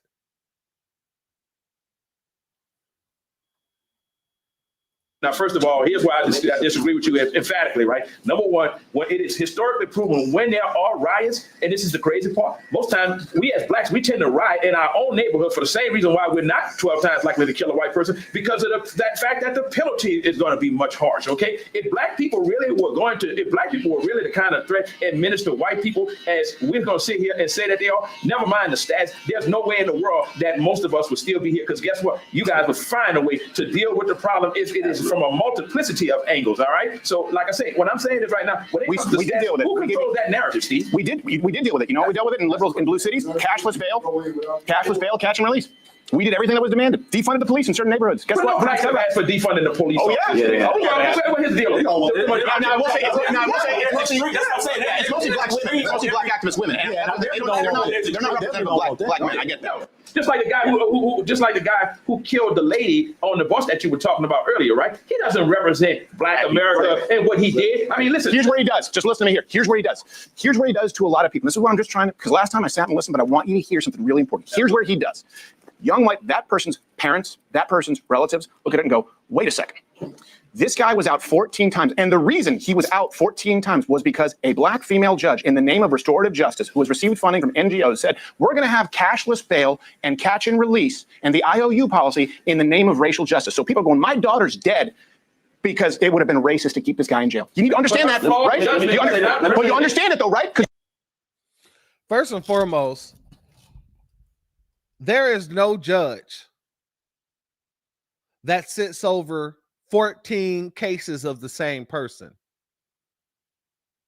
Now, there's instances where, you know, you can be arrested and then go to court and you see the same judge that you had prior. There's not going to be not one judge that will allow you out of prison, just allow you to just go and do more things 14 times. Logically, that's not possible. They're not going to put you in front of the same judge 14 damn times. That's not how things work. Because in order for a judge to get a case, it comes at random. They don't just go and select certain cases. Oh, I had this guy before. Let me take this off your hands. It doesn't work like that. Cases are assigned, and they do what they do. They preside over those cases. So the fact that he said, oh, she let him out 14 times, that's totally disingenuous, because that would imply that that case kept getting put in front of her as if there was no other judge to take these cases. And when you look at the docket of a judge, their dockets are stacked.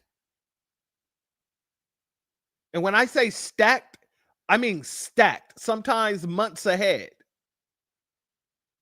So are you telling me this woman didn't have a stacked docket? They just kept tossing her the same guy over and over and over?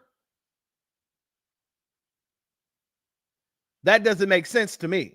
I'm going to be honest with you. I've been in the courts a long time.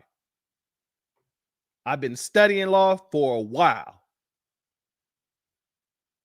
And never have I seen them give one person to a judge 14 damn times.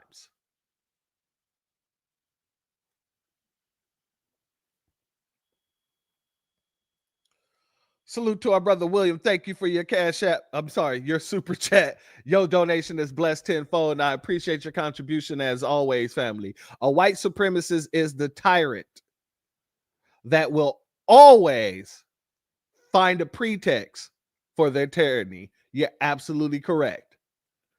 Absolutely correct. They're always going to be able to explain away their nonsense. You just made those same judgments about people who existed 150 years. Or they think they can. Let me make that more clear. They think they could explain away their nonsense. Years ago. Yeah. This is someone's sister. Her flawed judgment does not represent the opinion of black people, number one. It represents a systemic correction. Well, let's talk about systemic correction. And you know what the problem really is? When you defund opportunities to provide adequate psychiatric institutionalization for those kind of people, that wouldn't have happened. Because let me tell you something, even as a black person, as a judge, if you come before me 11 times with all of the information that you provided me with, you know what, before I release you, you know what, I'm going to have you committed to an institution. Because number one, the greater good is for me to preserve public integrity, and that's on both sides of the spectrum. I don't give a damn if you're black or white. Why do you think they're not committing him to an institution? Because there's no funding available. No, they were shut down in the name of restorative racial justice. And that's why he wasn't institutionalized. And his family should have been in prison too. His family pushed against it in certain like there's some of them cases where they were in court. His family was saying, "Don't put him in there." I know, and who gives a But I'm just saying that's part of it. But when you only include the part that says the judge, you're not giving the whole story, and that's what media ends up doing. That creates these tensions in people. They straw man's conversation can only tell part of it. The tension is there. That's what I'm trying to tell you. The tension is already there. White people are afraid to go in black neighborhoods because. Oh, the tension is definitely there. And if it's not there, it's in that barbershop. Look at the way this man is going. This man, I'm telling you, this dude he's steaming at the top. Like our sister Baz said, he's getting antsy. You can see the steam blowing out of his ears like he's a tea kettle. He's mad that he's not just getting his indoctrination talking points off. I'm just saying that's part of it. But when you only include the part that says the judge, you're not giving the whole story, and that's what media ends up doing. That creates these tensions in people. They straw man's conversation can only tell part of it. The tension is there. That's what I'm trying to tell you. The tension is already there. White people are afraid to go in black neighborhoods because should black people be afraid to go to school because a white person go come shoot the school up? Because every time we see that, that's what keeps happening. It's not even close. But now you're going to ignore it. Now you're going to ignore it. I'm scared to go to church. You scared to go to church, but you're sitting in the barbershop with almost 12 black men. Come on, Steve. Now let's be realistic. Boom! Boom! Shots out to him for saying that, because I was waiting on somebody to ask the question, if you're so scared, why the hell are you sitting in a barbershop with black men? But he asked that in a better way. If you're so scared to go to church, but yet you're sitting here with a bunch of black men, what's going on? Somebody's full of shit. And I smell it. It's seeping out of your pores. It's seeping out of your eyelids and every orifice on your body.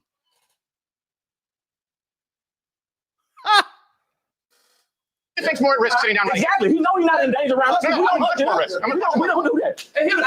You know I just watch my friend die, right? Let me say this. Know what bothers me about white people, and this is kind of weird. Not everything. We smell like wet dog or something. I've heard all this stuff. Let me tell you what. Yes, Stephen. Yes. All the wet dogs, not just a wet dog, all the wet dogs, Stephen. Talking about white people. Let's be honest here, because I work with a lot of white people, so I have nothing against them at all. Let me be honest with you. But the problem the biggest problem that I have is that you constantly get bombarded with the excuses, all right? When you really come down to it, let's be honest, man, and let's be really truthful with one another. Ask yourself, what do you expect when you look at architectural oppression, economic depravity, and social disparity? What would you call it? Bad decisions. Huh? Bad decisions. Bad decisions. Yeah, I think right now in 2025, it's bad decisions. I think everyone can make better decisions. And you know what? I'll even go here with you. In all fairness, I think that's absolutely true. So my question for you is, how do we move past this? Yeah. Okay. How do we move past I agree with you. I agree. Here's and I think maybe we'll find some common ground here. If we agree there is personal accountability and bad decisions, and I think we also all agree that feminist white are the worst demographic in the country, along with lesbians. There's a great book that says that they were her product. See, that's what I'm saying. Like, I'm telling you, like, believe me, I don't have hold on, let me just clarify. And I mean that. Angry white feminist and lesbians, because if they didn't vote, we wouldn't have half of the shit.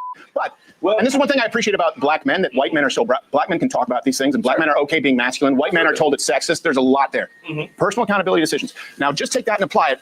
What you kind of just did here is you blamed white people, without realizing it, for systemic discrimination, and that removes autonomy from a white person to be accountable and also rewarded for their good decisions. So if we agree it's bad decisions, personal accountability, we'd all be against reparations, and we'd all be against the criminal justice reform. I'm definitely for reparations. I'm for reparations. See, that to me, you said excuse. Yeah. That sounds like an excuse to me. You ain't paid me back. You ain't paid me for what you owe.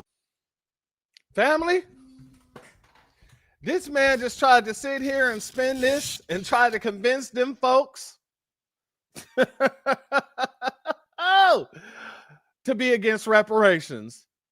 Nothing you said here today is even an argument to be against reparations. Nothing. Nada. Be very clear about that. If anything, you're arguing for reparations at this point. Yeah, what did I take from you? You can't start another bill until you pay this old bill. What did I take from you? You didn't take it, your ancestors. But you just said you. Well, when I say you, I meant it as a euphemism. But can you understand why white people hear it and get pissed off? Yeah. Because I take shit. But they're not mad about the advantages that were built into their lives. So you want young people to pay? Sounds like an excuse. And even without paying us back, Steve, know my thoughts are on this here. Give us an opportunity to exercise our ability and our autonomy. Let me give you a perfect example. There's a gal right now. Her name is Joy Reid. Look up her. I know Joy Reid. Look up her educational background. You don't think Harvard gave her a degree just because she was a black person of DEI, do you? I think she's an idiot. Okay, so not because she's black, but she's an idiot. Okay, so you're entitled to that. I think Van Jones is smart, and I disagree with him. Joy Reid has said things that are so verifiably untrue. It's insane. Okay, so but you know, as a man, I'm gonna indulge you and say, hey, you know what? I'm not gonna indulge you. I'm gonna respect your opinion, your frame of thought on that, right? I beg to differ tremendously, but nevertheless, though, that's why we're having this open discussion. But let's really talk about where we need to go from here on, and that is the fact that black people have every sense of entitlement as it relates to having reparations. And I'm gonna tell you why, right? Because nobody has ever been as more loyal to white people despite the treatment than black people have, right? Nobody. You show me one race. I gotta disagree with you, sir. I gotta disagree with you. Black folk have not been loyal to white folk. We've been loyal to the country that we built. We've been loyal to the country that we built, good sir.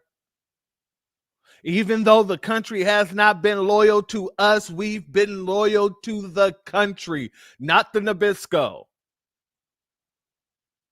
Many of us don't wake up talking about how can I be loyal to the Nabisco. You better take that over there to Stephen.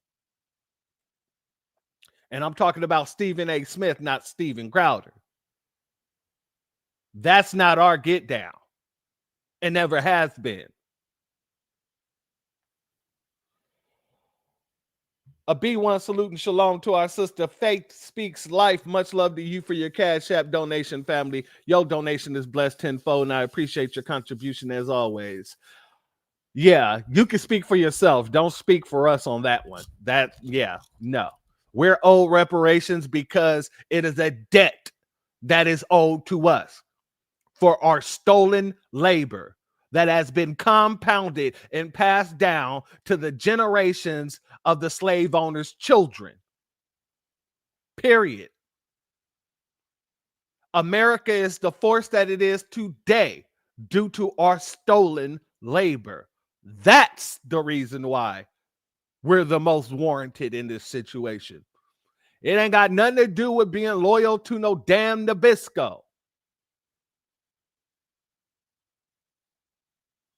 You know what? They make options and opportunities available when other ethnicities come here or what have you that we will never get a chance to have, right? And then they turn around and tell us, stop asking about reparations. Whenever we want to ask for equality and fairness, it's a problem. So white America. So it's been several $1 trillion. When is it enough? Wait, spend $7 trillion on what? What did they spend it on? Let's go back to Lyndon Johnson model. Lyndon Johnson, you're talking about the war on poverty? Is that what we're talking about? Yeah. 1965? How was that done? All right, but here's the deal. What about the Department of Education?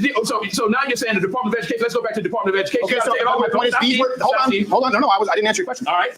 The reason that this was given, right, when you're talking about the Great Society program, the reason when you look at the Model Cities program, urban planning, $8 billion in Detroit, adjusted for inflation, the reason that, and I don't know if you know this, black students in this country get more spending per pupil than white students. I don't know if you know that. That's an actual fact. Even in impoverished neighborhoods, to public funding. These were the reparations that. Show me. Show me where there's black students getting more money than white students to go to school. White students get funding that black students never receive, don't even qualify for. They have legacy grants. They have legacy scholarships. What do you think legacy means? And when you talk about white students not getting as much as black students, maybe that's because they make more money. See, financial aid works a certain way. They will give you the amount that they feel that you need. So if you, let's just say you work 80 hours a week, and you give them that information, if you come from a wealthy family, yeah, your aid is going to be less than the next person because the next person may not have a wealthy family. The next person may not work 80 hours a week. That's how that works.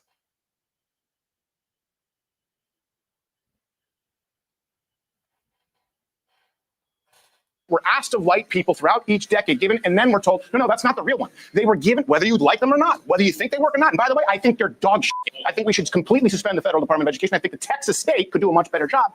But those were done in the name of racial reparations because they were demanded, Steve, and now it's not enough. You say that, Steve, listen. What was that? We should suspend the Department. I agree with you. So why would they?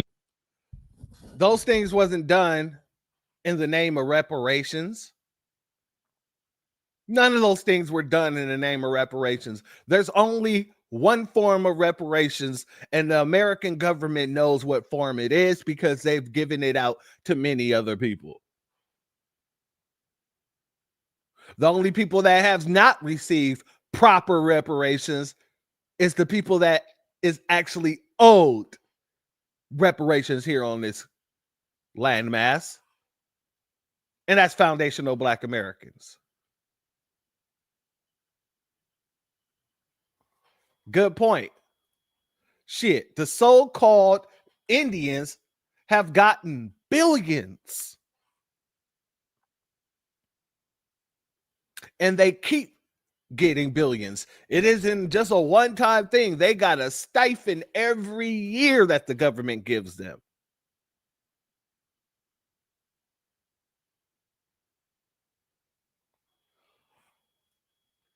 Let's continue. It's not just because it was done in the name of racial justice that it was done incorrectly. That's the reason for it. I'm saying that's the reason for it. But along the way of trying to achieve racial justice, you just did it wrong. But let me ask you, that's my point. You said people did it the way we were asked. It was right. Your approach was wrong. So now you make some 20-year-old kid pay? No, but you came out and said something. You said that you're against the Department of Education, right? Let me tell you something. Federal Department of Education. Let me tell you something that has come up. Why are y'all even having this conversation with this Canadian? Like, there's really no reason to be sitting here having this conversation with a Canadian. Bitch, you moved to a country, and I apologize for the cursing, but it is warranted at this point in time. Bitch, you moved to a country that owes a debt. That is all. That is it. There's no other explanations necessary. If you don't like the fact that you moved to a country that owes a debt, take your bitch ass back to Canada. Let me say that again. for the people in the back. If you don't like the fact that you moved to a country that owes a debt, take your bitch ass back to Canada. And that goes for anybody who moved to America talking about, well, my ancestors wasn't here when this happened. Why should I do? Bitch, you move to a country that owes a debt. That's why. Leave it at that. And if you don't like it, take your bitch ass back to wherever the hell you came from. That's it. That's all. You're not going to move to any other country and tell them what to spend their tax dollars on.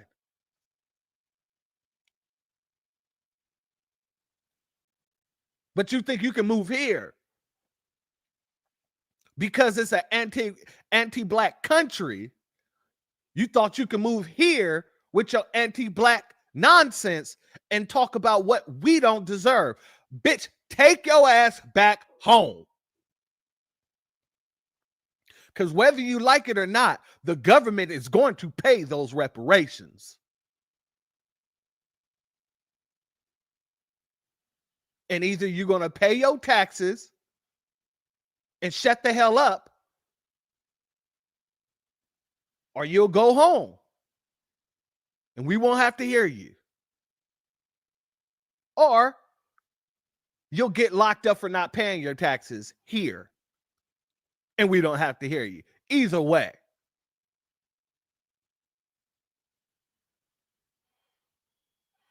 In a lot of circles that I'm always talking about as a person with a disability. The Department of Education does a lot more in terms of, even with the enforcement of Section 504, right? 504 says that you must have accommodations for individuals with disabilities, right? Perfect example, when you walked in or someone just walked in, did you hear what that thing said? Right, left. Go down to Austin. Let me tell you something. When you suspend the Department of Education, you're also telling the remain 36 million people in this country who have disabilities, you know what? Screw you, figure it out. We don't have to do anything, okay? And this is another reason, going back to what I said with the Black America. If you don't have certain mechanisms in place to ensure that there is a fair and level playing field, right? Guess what? The controlling party that's in power or what have you are not going to say, hey, wait a minute, let's look at this other disenfranchised segment of the community or what have you, and see how can we provide. I'll disabuse you of that notion. Okay, let me disabuse you of that notion. Go ahead.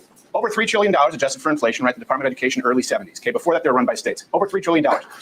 What are math scores? What are literacy scores now? And both depends on what part of the country you're asking that about. Across the board. You can't go there because I'm gonna tell you why you can't go there. Hold on, I'll answer the question. Because then I'll show you an example of something that actually works, because we need solutions. They're across the board down. In other words, $3 trillion test scores are worse. And they're even worse in poor areas where there's more spending. Do you know where black students in New York City actually do really well? White Catholic schools, where they have more students per teacher, on average 35 plus. In other words, first and foremost, no. Black schools do not get proper funding. While this man is sitting there talking about they get more funding, that is unequivocally false. The reason why schools in our neighborhoods don't do too well is because of the lack of funding. So how are you trying to say that black schools who receive more funding than anything, that's nonsense? These people really think that they could just jump in with that I'm white and I say so nonsense. They really do. What do you call a white tether? Do we call them weathers? Should we call them weathers? Nabisco will do. We'll just stick with Nabisco. They have fewer teachers. It's done privately. Charter schools, school choice is something I support. That means for everyone in this country.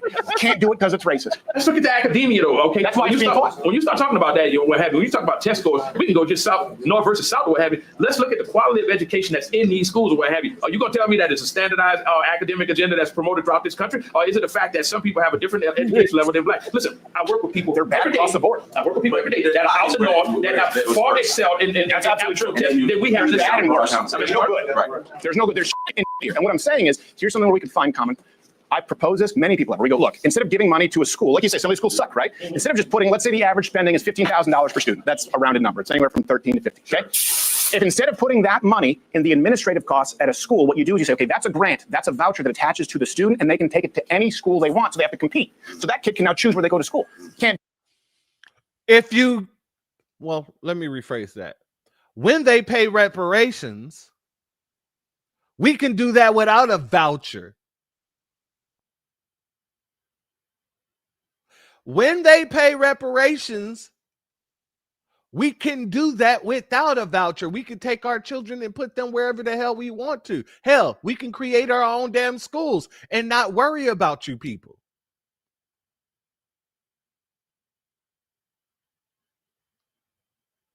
So you argue against reparations while turning around talking about let's give children vouchers to take to whatever school they want to go to. No, just cut the damn check and we'll take care of the rest.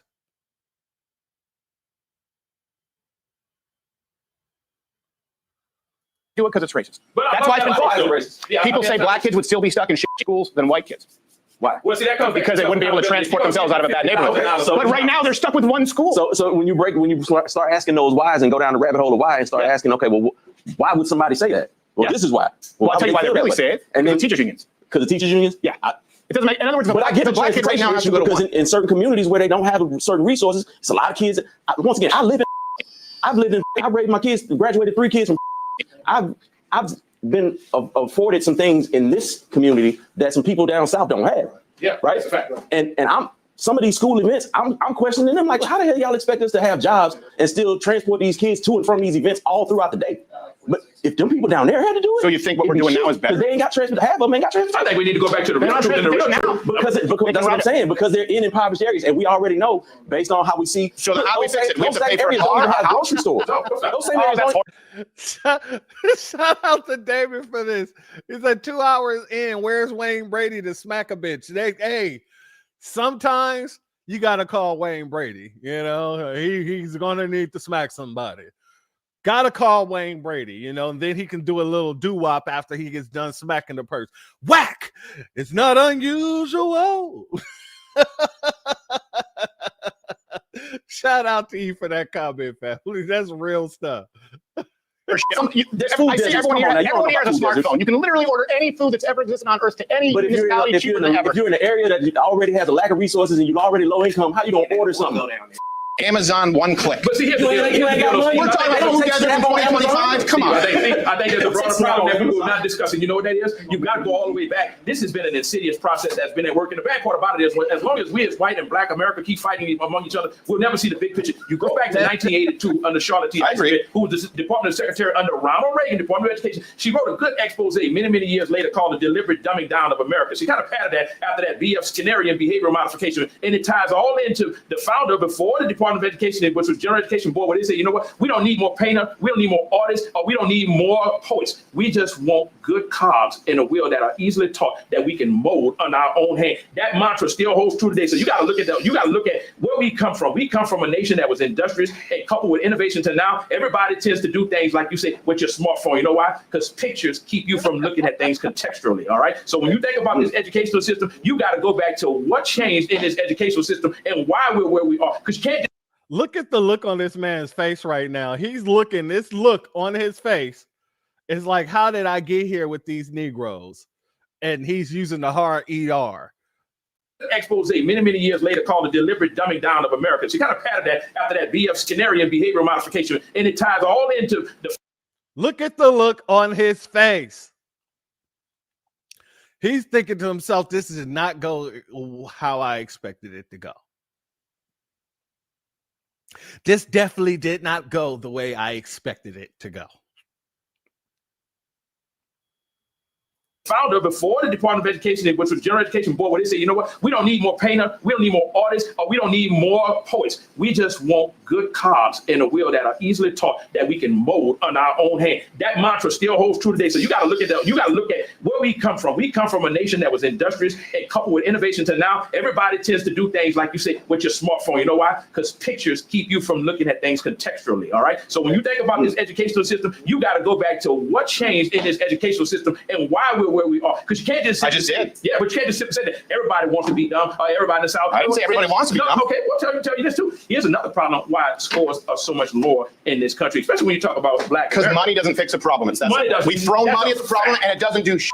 Solve the problem. That's the core root of it, and start reforming the real academia. All right, that's where you solve it. So you know what you tell people? We're gonna operate in the system of meritocracy. God damn it, you will eat what you kill. If you're giving you $50,000 to go to school and you decide that you don't want to, or you fail to adhere to what's being presented before you, then shame on you. I agree. You do away with DEI. You do away with the sex. Do away with DEI. Do away with all of it. You kill. Do away with DEI, but make it fair across the board. That's what I'm saying. I agree. If you're gonna do away with DEI, you got to make sure that the merits are properly being counted. Because the reason why DEI was invented, reason why affirmative action was invented, is because you have two qualified candidates, same qualifications, but one would get in strictly because his name was Johnny and the other one's name was Jamal. We're gonna take Johnny because naturally Johnny's gonna be better at it, but they got the same qualifications. That's why affirmative action was instituted in the first place. DEI came in because of shrinking white feminists wanted to claim credit. That's a snapshot you can present it in, but I agree with you.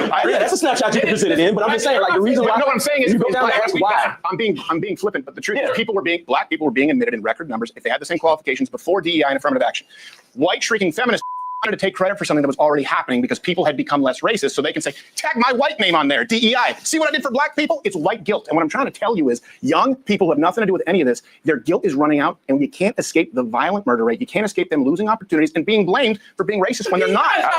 And you want those kids to pay reparations? You're creating a generation of racists. That's what's going to happen. I don't give a damn about what we're creating. If these people are mad that we're getting paid the debt that's owed to us, whoop-de-doo. How is that my problem?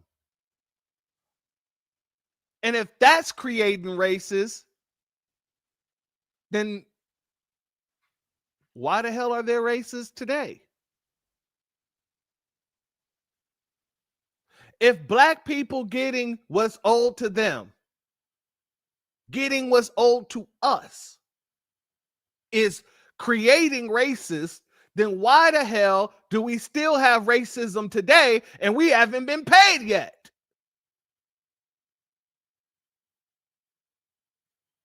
All you're doing is making excuses for people's racism because they already had that racism there.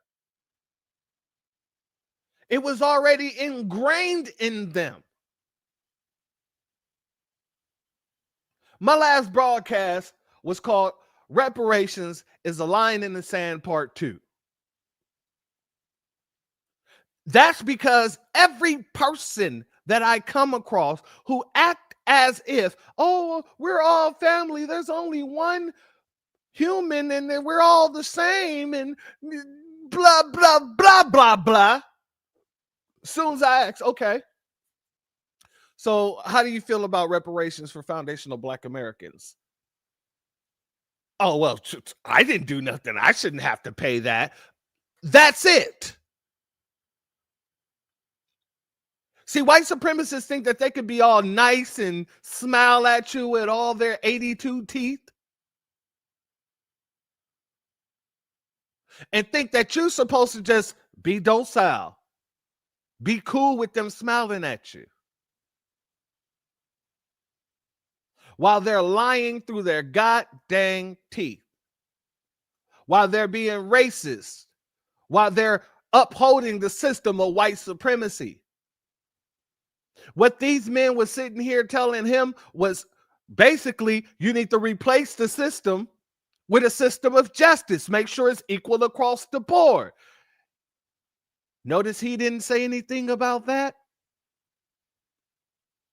Because that's not where his position is. Because he has racism ingrained in him. It has nothing to do with the money. Most of the reasons that there's been lynchings and all these riots and things like that is because they were jealous and envious of the progress of foundational Black Americans.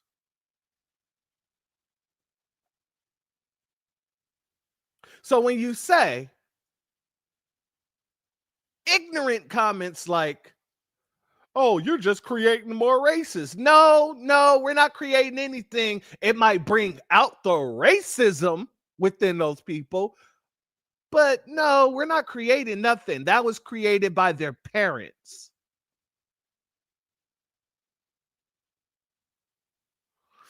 Let's continue because we're almost through this, and I got a couple of more things to show you, family.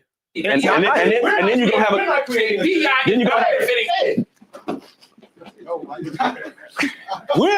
we as a black community, we're not creating a generation of racists. You know who's creating that generation of racists? Those older white people are feeding that into their kids. See, all white people are not racist. I don't believe that. No, but the ones that come from families that have that inherent gene or trait in them, they're passing that on. How? See, I look at this. The gentleman that got killed, Charlie. He was killed by a white man, a young white man, right? From the generation that you're talking about that's getting fed up. Well, he was also banging his dad had one ideology. He followed another ideology. That's out the same household. He didn't come from nowhere black. He wasn't hanging around with no bunch of black people. I agree. I'm not saying that mindset. His daddy put whatever was into him. Dad either put that into him or his rebellion from his father caused him to think like that. That we're not creating that. Black people. That is nothing. I agree with you. You ever seen over in Africa? You see an elephant with a bird riding on his back. That elephant ain't worried about that bird because that bird not stopping him from doing the thing he want to do. We're the bird.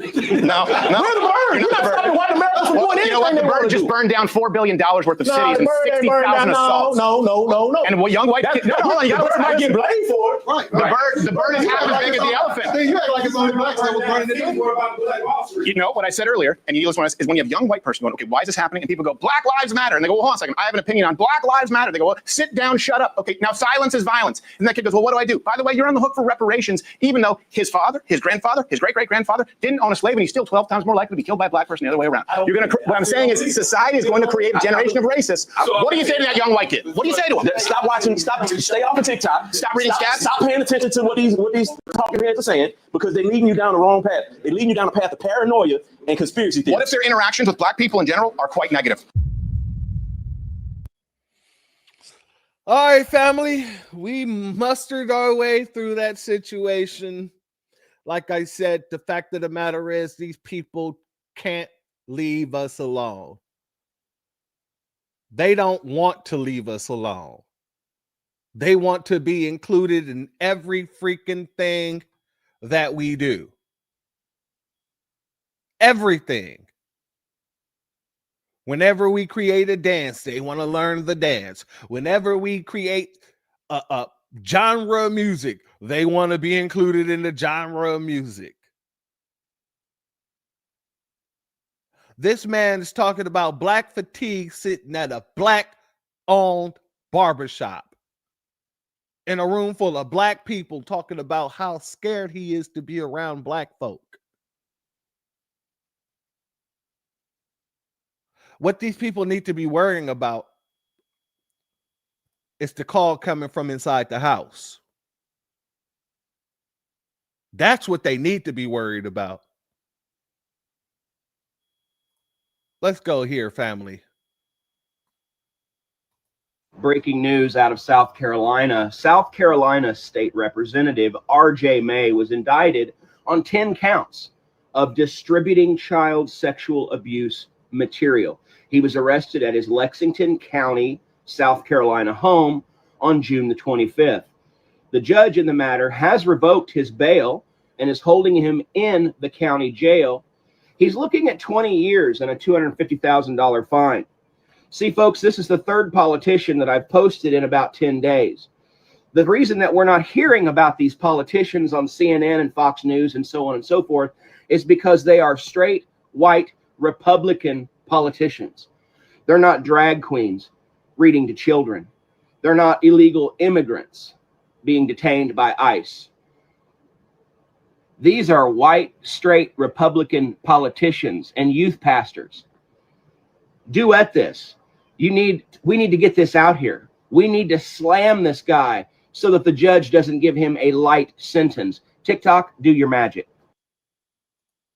A Port Huron man accused of shooting 3 of his kids and killing one of them was arraigned today. Welcome to CBS News Detroit at 5. I'm Terrence Friday. I'm Shayna Humphreys. You saw it as breaking news last Thursday when police responded to the Glenview Gardens apartment after reports of gunshots. CBS News Detroit's Jack Springate joins us live from the Port Huron District Courthouse with an update. Well, saying a 44-year-old Jeffrey Smear appeared in court today via Zoom, where he learned that he's being charged with homicide, 2 counts of assault with intent to murder, 2 more counts of first-degree child abuse, and 5 different gun charges.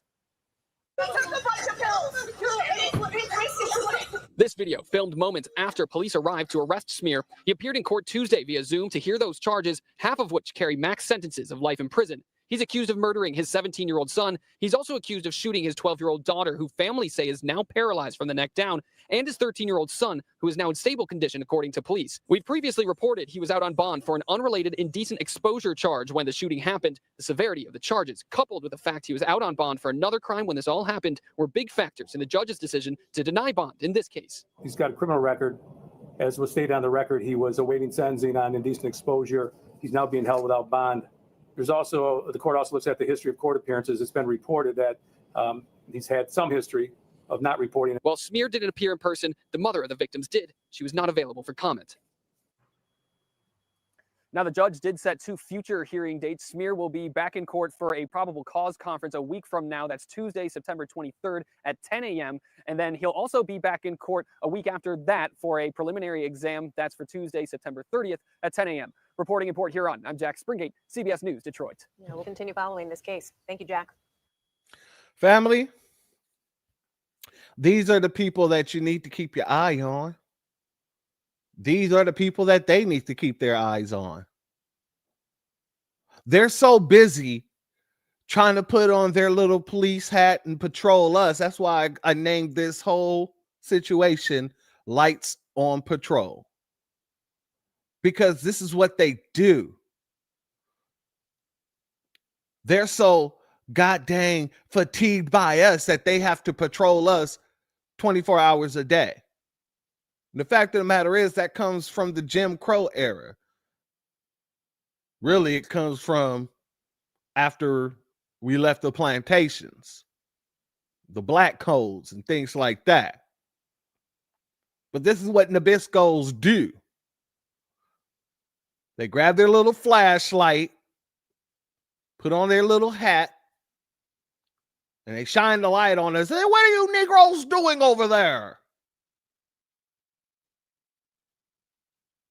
They can't leave us alone even if they wanted to. Exactly, my sister. Overseers. That's what they see themselves as. The overseers.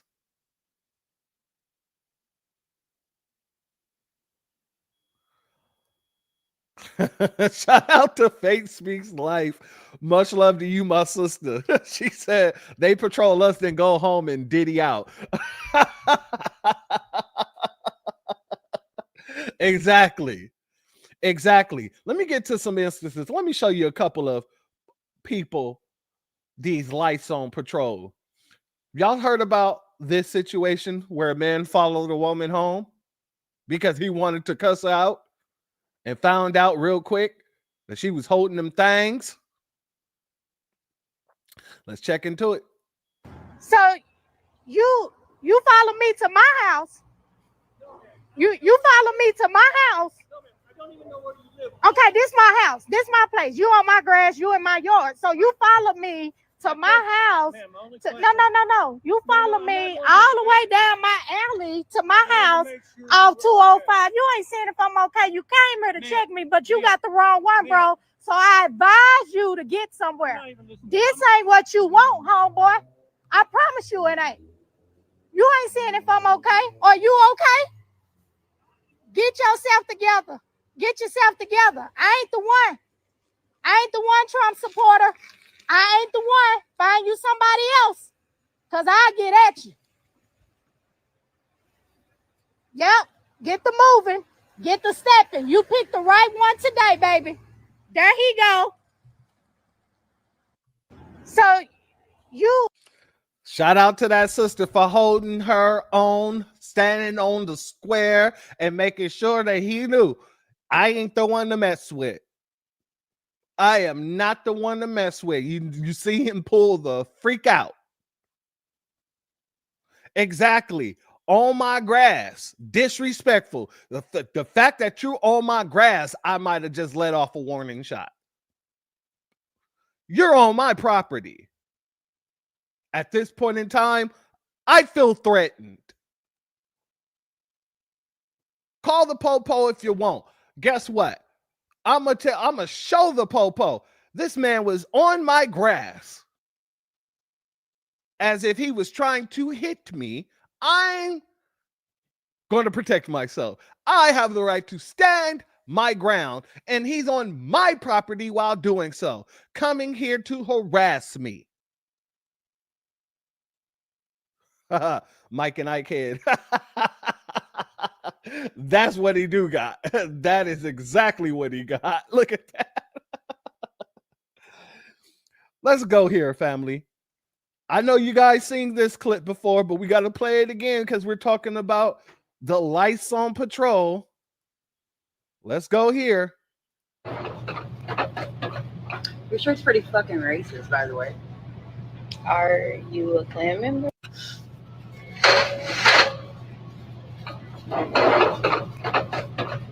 Your shirt's pretty fucking racist, by the way.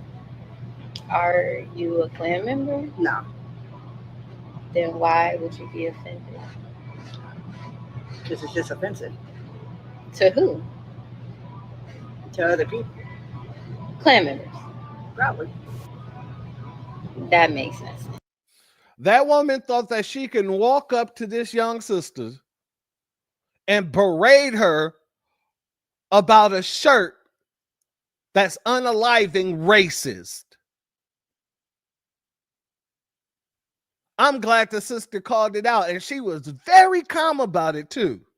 I would have told the white lady to get the fuck up out my face. That shirt is real fucking racist, and so is white America. Now, bye-bye. You mad because your granddaddy's hanging on my shirt? I don't care. That's what it really was about. She saw her father hanging in that shirt. She saw her brother hanging in that shirt. She saw herself hanging in that shirt.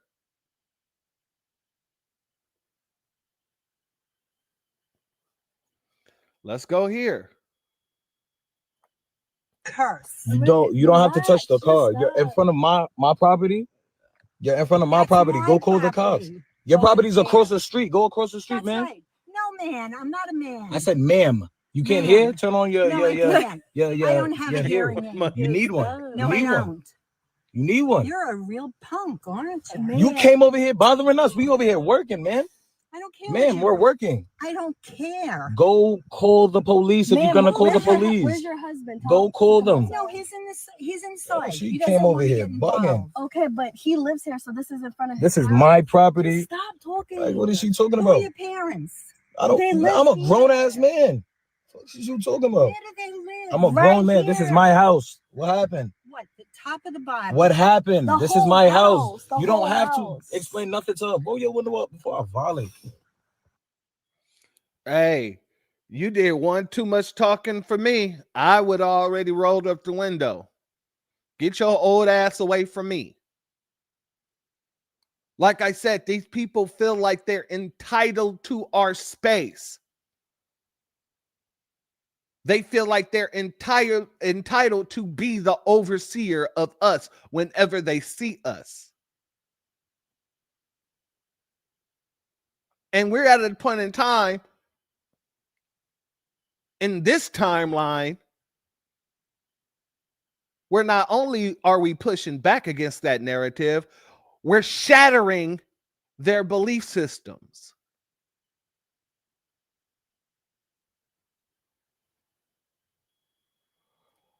Let's go here. I'd rather not touch my car. I'm letting you know that I'm recording, and I'm letting you know that if you touch my car or my property, I will report you. Call the fucking cops. Okay, that's Call them right cool. now, because I'm gonna shut that door. Okay. I'm gonna shut it. What's the problem with Why are going you around holding right up fucking here? 2 fucking parking spots? How am I holding up 2 parking spots? Well, your fucking door's open. This gentleman wants to park here, you stupid bitch. Yeah, and there's multiple ways to Why come are you in around. here fucking homeless ass rearranging all your bullshit? Am when I people are homeless trying, or am I well, traveling? fuck, it's apparent. Am I taking a trip? or Let am this I old man homeless? pull in here. Why We you can being a go cunt? around. Why the fuck you being a cunt? I'm being You're a nothing more than a cunt. fucking cunt. Yep. Mm-hmm. Fucking homeless fucking cunt. Yep. He wanted so bad to say the N-word with the hard ER. That's what he really wanted to say. But because his sister did not allow him to do what he thought he was going to be able to do, assert his Nabisco authority, oh, she became all the bitches. She became all the cunts. That's your cave beast. That's your cave beast. The audacity of you to think that you could just walk up and touch someone else's property. And if we was to do that to you, then everybody would have an issue. Oh, you should never put your hands on his property. But when it comes down to us, oh, you have rights to do anything and everything under the sun. No, bucko. Not today. Let's go here. Because I want to really touch on this whole situation real quick. Y'all seen this one? This is your homework? Yeah. What did the teacher say when he gave it to you? She was sad. She was sad? Yeah. I can't read. Okay. This is your homework? Yeah. What did the teacher say when he gave it to you? She was sad. She was sad? Yeah. I can't read. Family, these people are so consumed by us. They're so just giving us free space in their heads that this piece of POS teacher decided to put together a goddamn packet about Charlie Kirk to indoctrinate children against the true narrative of him. That's what they're doing. It's another form of policing, but it's just policing the mind. We're going to tell you what to think. And if I was the parent here, and I know that this is it sounds like he's a Hispanic parent, but if my child was given this packet, oh, hell, I would go up there and I wouldn't just cause a scene. I would sue the whole damn school and the school district and then remove my child from the school. Well, I will remove my child first and then sue the school and the district. Because I can guarantee you that nobody from the district okayed that.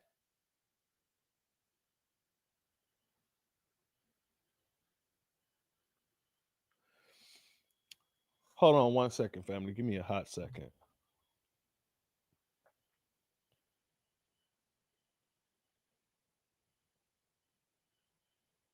Shout out to our sister, U.S. Army brat. Family, yeah, you got to, within the new black media, you got to check and double check and make sure that you're subscribed because they will unsubscribe you out of nowhere. And I've seen that several people has hit me and told me that they were unsubscribed and thought that I had blocked them or something. I'm like, no, I don't block anybody. You know, I don't think that I can go in and block somebody from subscribing. So make sure that you're checking your subscription because they will. And this isn't just with me. This is with anybody that you follow in the new black media. They used to do this with Jason Black all the damn time. All the time they used to do this. But shout out to you. Thank you for sending me that message. That's good to know.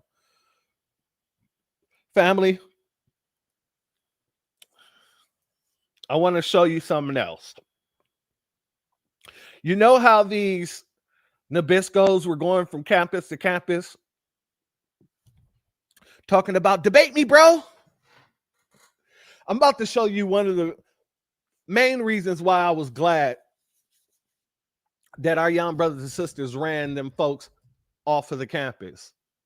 Let's go here. What the fuck? Dude, get out. Get the fuck out. Wow.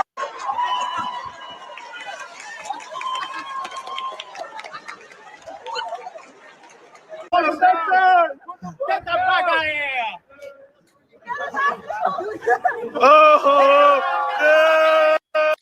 In case you're wondering what happened, this man went into a classroom full of people throwing up the Nazi salute.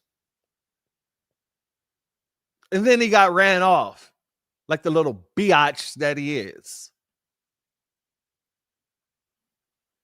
These are the people that you got to keep an eye on, not us. Y'all need to be worrying about the call that's coming from inside the house.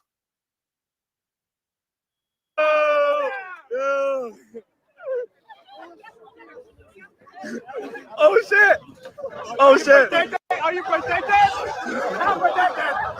Oh shit! Oh shit! Oh shit!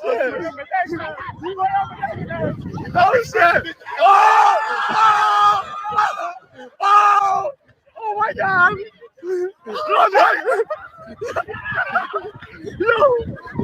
Yo! Fucking Nazi! Oh! You're only gonna beat his ass! Oh shit! Oh shit! He's gonna ask me! Oh shit! Oh shit! Now, bud! Oh shit! That's a oh shit! Max, Max! Really? Are you fucking serious? What did you expect? Hey! What you gonna do now, bro? Really? And you got pepper to spray me? What happened to calling the whole class retarded? What happened? Post game interview. Post game interview. How we feeling? Post game interview. How we feeling? There's like 30 of you. Also, like, I'm not proud. Is that Owen Wanton or what?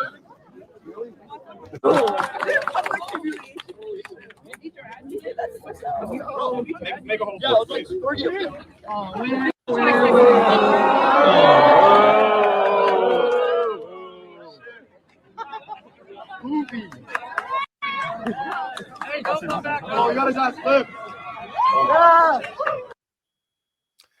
Family, that was hilarious.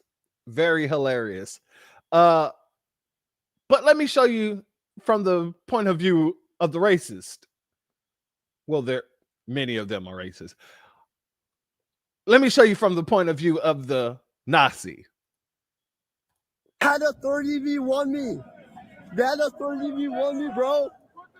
Yo, they had a 30v1 me. Yeah. What? You keep teaching this degenerate nonsense? You keep teaching these kids degenerate nonsense? What? Yeah, degenerate nonsense. Degenerate nonsense. He got the old Karen walking him down. He got the old Karen walking him the hell down, family. Shalom and salute to our sister Patricia Green in the building. Much love to you, family. He got the old Karen walking him down. This man. What? Yeah, all you guys had a 30v1 me. They had a 30v1 me, bro. Family, like I said, these people, they can't do anything. And I mean anything without having us on their minds, without their racist shenanigans and chicanery. They can't go one day. And since they can't go one day, you know who else can't go one day? The tethers, the coons, the buffoons. They got to throw us into situations that we ain't in. And I want to show you this tether get roasted for doing so. Let's go here, family, before we get up out of here. Listen to this fat nigga. I'm done supporting big white businesses. Fuck big white businesses. They don't ever fix your food right. Customer service is atrocious. I'm the anti-Andre Williams, goddammit. They always talking about small black businesses. Hell, big white businesses fuck up all the goddamn time. They been fucking up for centuries, and we still go that motherfucker. I'm going to get me an oxtail plate from Miss Jenkins. Yeah, it might take a while, but that shit gonna be delicious. You look like you're on your 7th plate today. You need to become pro-Planet Fitness and anti-refrigerator, motherfucker. Y'all coon ass motherfuckers good at cutting and pasting, but you can't get a good haircut to save your life. Fuck black businesses. I'm going to double down even more. The performance and success of black businesses is subpar compared to everyone else. Man, fuck you. You up here looking like a conservative huggy bear. You self-hating, nappy-headed nigga. Fuck that, I'm on your ass. You ever heard of a comb, motherfucker? You over here trying to be goddamn conservative and all this shit. You ain't never comb your hair your goddamn life. You can't go to a black barbershop, they probably kick your ass. And crackers don't know how to fuck with that shit. You got a nappy Michael Evans from Good Times haircut, motherfucker. And you keep on that 1978 shirt, don't you? Showing your goddamn chest. Fuck your chest, bitch ass nigga. You think you the strong cussing conservative, huh? One of these will have you crying, motherfucker. Change your tone.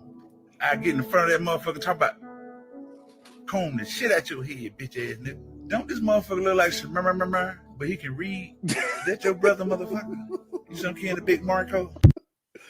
Shout out to that brother and the way he roasted that damn coon. Because that coon be all over the damn internet talking this nonsense just to get a pat on the head from Wayzati.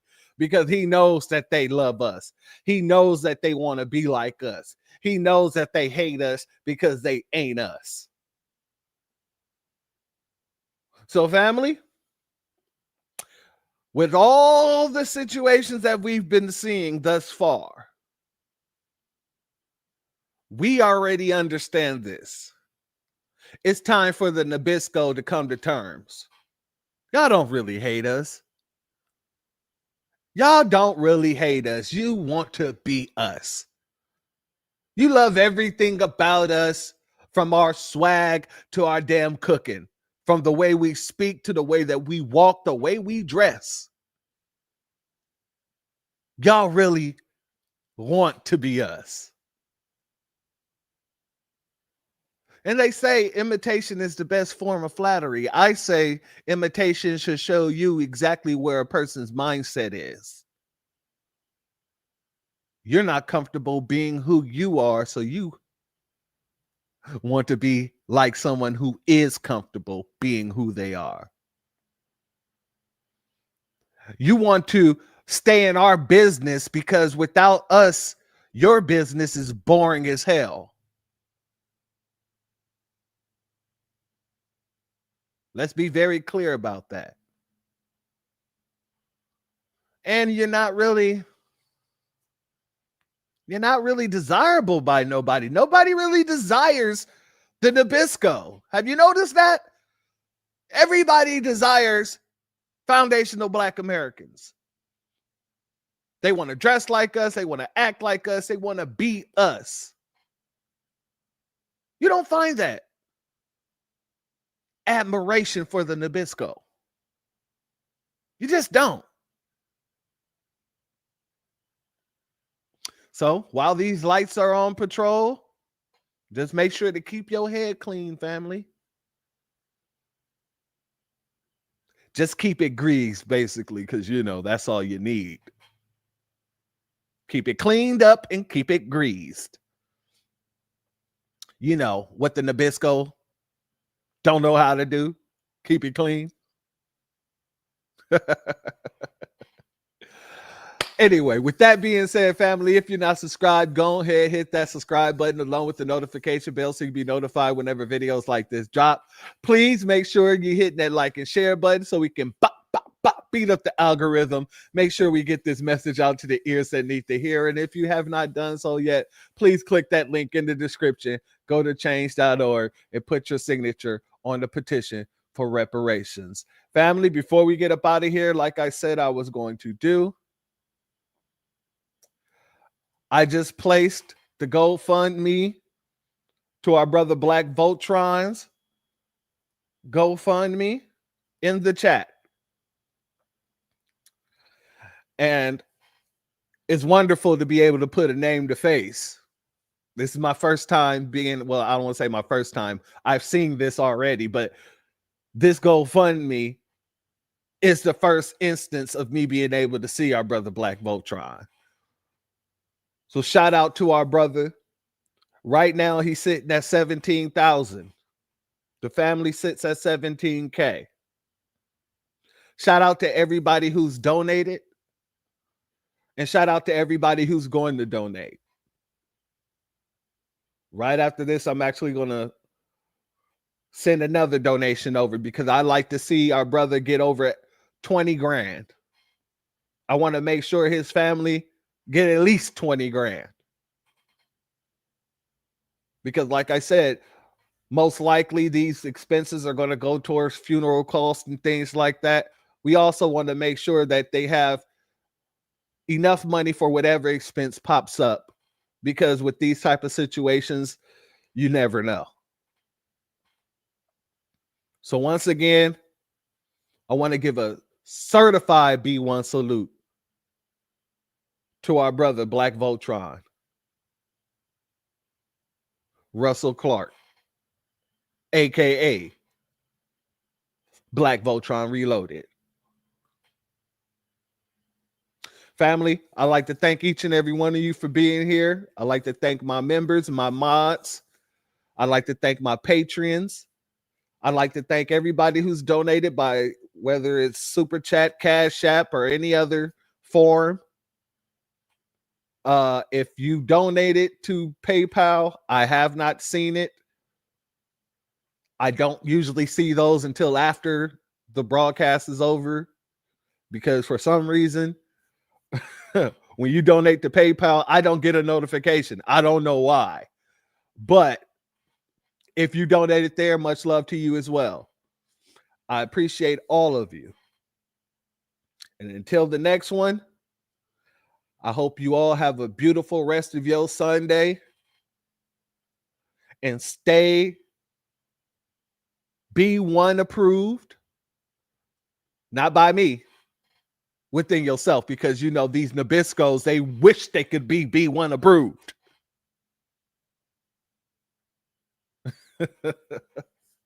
Much love to all of you, family. With that being said, shout out to JJ. Much love to you. Thank you for being here, family. Caught me on the burn end. With that being said, family, y'all have a beautiful rest of your Sunday. The doors of the church are now closed. Peace, family. My grandfather built this country, man. He fought wars for it. And most places he went wouldn't let him sit down and get a cup of coffee. I can't even catch a cab in New York. You know, it doesn't matter how many degrees I get. All you people see is color. Your grandfather was an immigrant. You're American. My grandfather was born here, Duke. And you people still look at me as just another nigga.